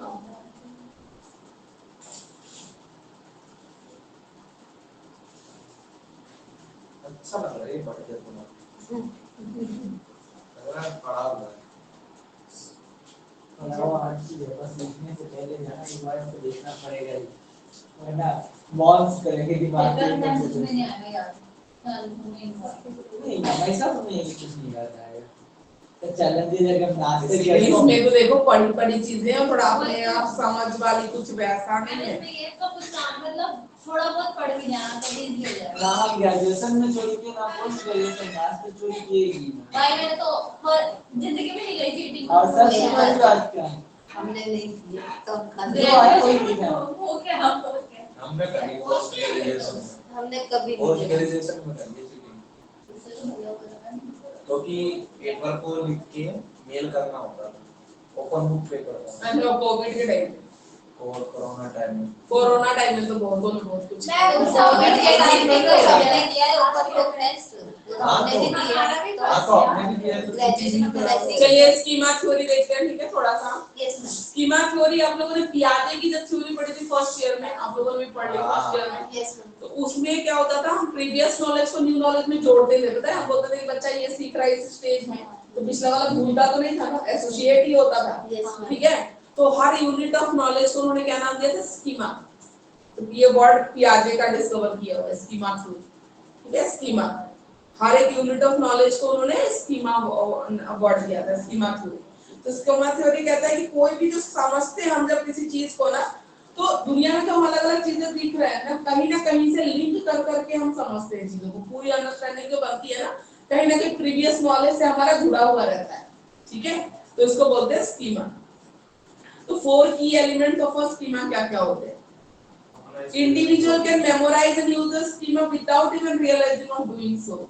हम क्या करते हैं कभी-कभी किसी स्कीमा ये यूनिट ऑफ नॉलेज, छोटी-छोटी जो नॉलेज है चीजों को हम याद कर लेते हैं विदाउट रियलाइजिंग कि ये मुझे याद हो रहा है, आपको इंटरेस्ट आ रहा है तो आपने देखा आपको याद हो गया, समझ रहे हो?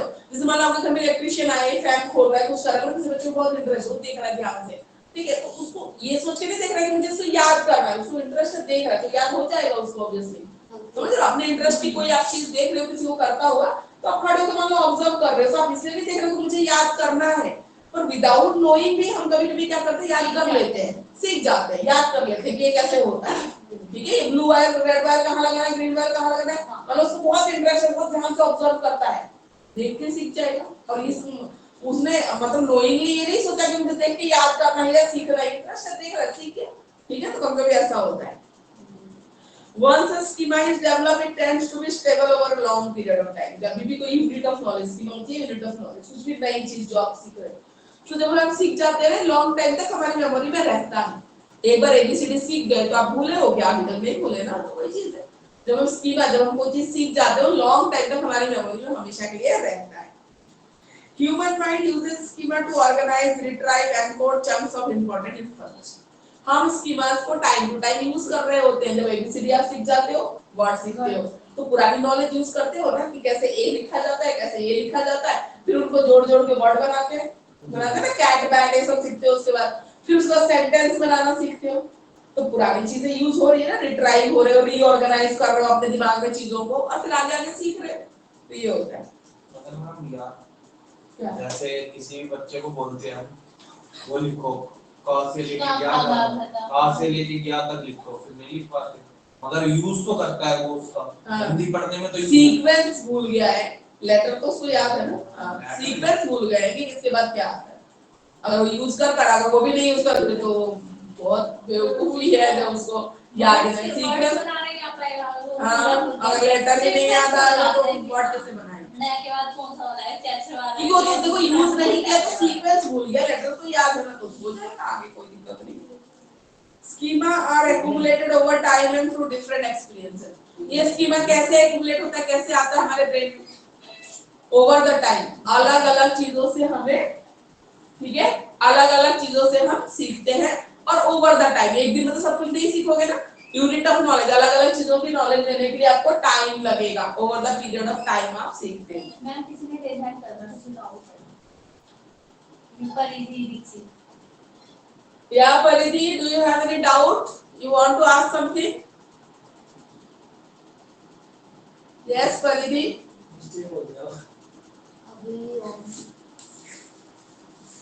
You have raised your hand, that's why I am asking.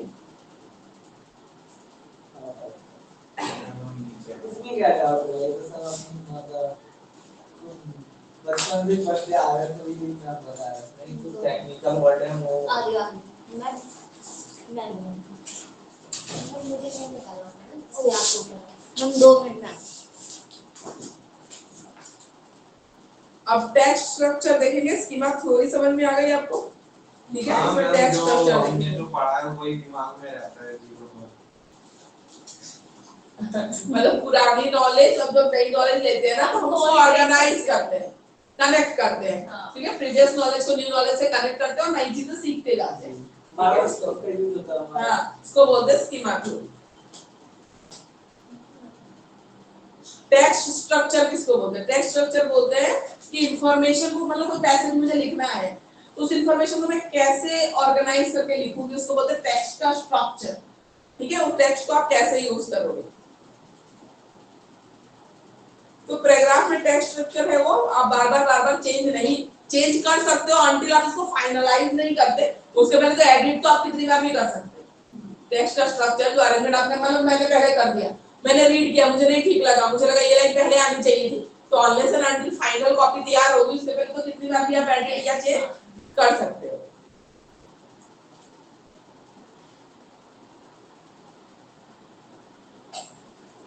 और स्टूडेंट्स को ना पैटर्न ऑफ ऑर्गेनाइजेशन पता होना है। जैसे आपको आंसर लिखना है, आपको पता होना चाहिए स्टार्टिंग कैसे होगी, बीच में क्या आना चाहिए, कंक्लूजन कैसे होगा। और स्टार्टिंग और कंक्लूजन तो बहुत ही मैटर करता है कि आपने आंसर को कैसे लिखना शुरू किया है, कंक्लूड कैसे किया।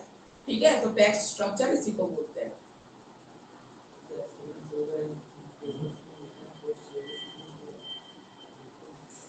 देखो अभी हमें एक एग्जांपल दे रखा है, डोडो बर्ड का एक छोटा सा ना वो दे रखा है, यहाँ इस बुक में दे रखा है। ठीक है, और इसमें देख रहा है कि टेक्स्ट स्ट्रक्चर क्या है। तो टेक्स्ट स्ट्रक्चर क्रोनोलॉजिकल है। क्रोनोलॉजिकल मतलब पैसेज में जो भी इंफॉर्मेशन दी गई है ना वो ऑर्डर ऑफ टाइम से, पुराने टाइम से लेकर नए टाइम तक ऐसे अरेंज किया गया है। ठीक है, एग्जांपल्स दिए गए हैं। ठीक है, एग्जांपल दिए गए हैं, कंपेयर एंड कंट्रास्ट, कंपेयर किया गया है चीजों को। ठीक है,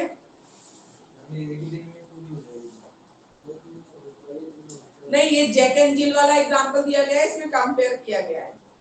ठीक है, फिर एक और एग्जांपल है, इसमें ऑर्डर ऑफ इंपॉर्टेंस दी गई है। तो टेक्स्ट का स्ट्रक्चर अलग-अलग पैसेज के हिसाब से अलग-अलग होता है। ठीक है, कैसा कंटेंट है वो आप कर रहे हो।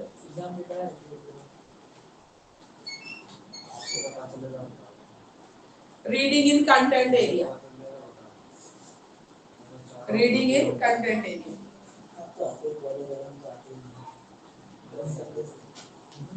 कॉलेज कैसे रखना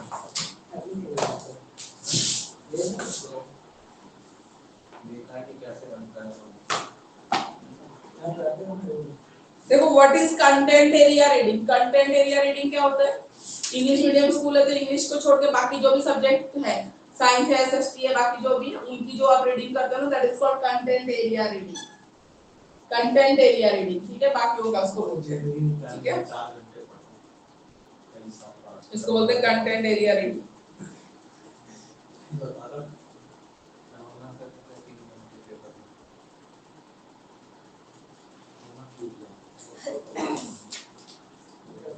भाई को मतलब स्कूल में जाता था, स्कूल में नहीं गया उसमें तो 8 घंटे पढ़ाते हैं, 8 घंटे पढ़ाई क्लास करते ही नहीं हम भाग जाते हैं। कंटेंट एरिया रीडिंग और लिटरेचर की रीडिंग में क्या फर्क है? कंटेंट एरिया रीडिंग और लिटरेचर की रीडिंग में क्या फर्क है? हम लिटरेचर में अपने शब्दों से मैम कंटेंट हम सिंपल पढ़ते हैं एंड लिटरेचर को हम फीलिंग के साथ पढ़ते हैं। हाँ, जब रीडिंग आप कह सकते हो कि लैंग्वेज में आप रीड कर रहे हो ना, तो आप उस पे एक्सप्रेशन, इमोशन के साथ कुछ चैप्टर रीड करते हो तो गुस्से वाला गुस्से में बोल के ना, रीडिंग में हिंदी हो जाए इंग्लिश हो। लेकिन जब कंटेंट एरिया रीडिंग करते हो आप इंफॉर्मेशन गेन करने के लिए पढ़ते हो, उसमें आपको एक्सप्रेशंस नहीं देने होते, ठीक है, पार्टिकल्स की प्रॉपर्टीज बता रहे हो तो प्रॉपर्टीज ही बता रहे हो, ठीक है, उसमें एक्सप्रेशन की जरूरत नहीं होती है। और कंटेंट एरिया रीडिंग में मेनली हम नॉलेज गेन करने के लिए और उसके लिए पढ़ रहे होते हैं, इसमें एक्सप्रेसिव है, इमोशन के साथ रिलेटेड है और बाकी चीजें। तो कंटेंट एरिया रीडिंग में इंग्लिश को छोड़ के, अगर इंग्लिश आपका मीडियम में लैंग्वेज है उसको छोड़ के, अपना लैंग्वेज छोड़ के बाकी जो भी आप सब्जेक्ट पढ़ रहे हो that is called content area reading, ठीक है। और कंटेंट एरिया रीडिंग करके आप अपनी नॉलेज को रिफ्लेक्ट करोगे, क्वेश्चन पूछेगा आंसर करोगे, समझ में आया नहीं आया, ये सब चीजें ज्यादा मैटर करती है content area reading.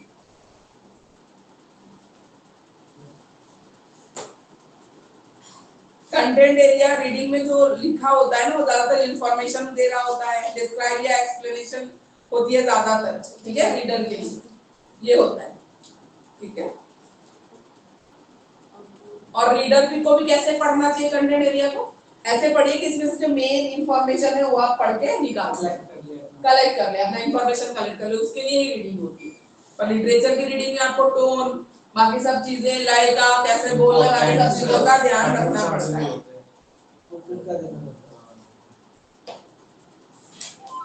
General reading की जो स्ट्रेटजी होती है ना कंटेंट एरिया रीडिंग में, उसको फॉलो करना होता है, ठीक है। Questioning, ma'am literature, excuse me ma'am, literature वैसे एब्स्ट्रैक्ट रहता है मेनली, क्योंकि लिटरेचर में ना एक तो है जो लिखा हुआ है और उससे ज्यादा जो एब्स्ट्रैक्ट ग्राउंड्स पे जो दे होता है वो अलग है, उसको भी गेन करना है साथ में।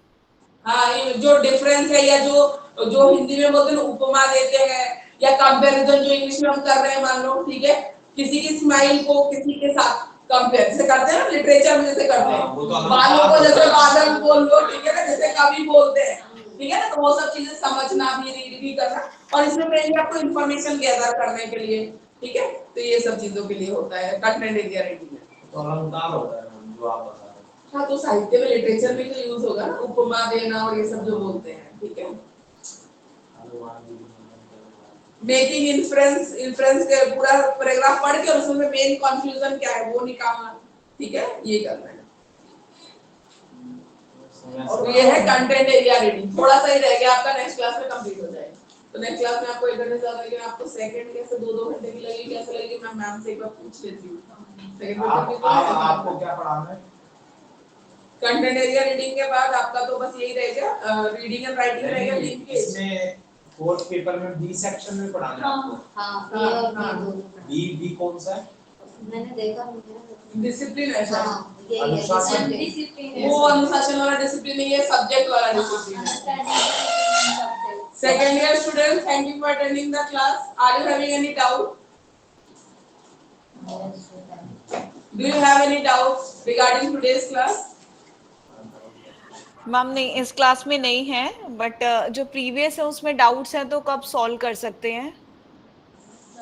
LSE अप्रोच में मैम मैंने ना एक्चुअली कुछ क्लासेस अटेंड नहीं की हैं, तो मैं यूट्यूब ही देख रही हूँ, तो यूट्यूब पे तो क्वेरी नहीं हो सकती है, सो बेसिकली कब वो क्लियर कर सकते हैं? तो एक डाउट क्लास ही आप रख लीजिएगा। कोई बात नहीं, जब नेक्स्ट क्लास हम करेंगे ना तो एंड में मैं 10-15 मिनट्स रखूंगी डाउट के लिए, तब आप बोलिएगा, ठीक है? ठीक है मैम। आपने जो क्लास मिस की थी उसको देख के नहीं समझ में आ रहा वीडियो में?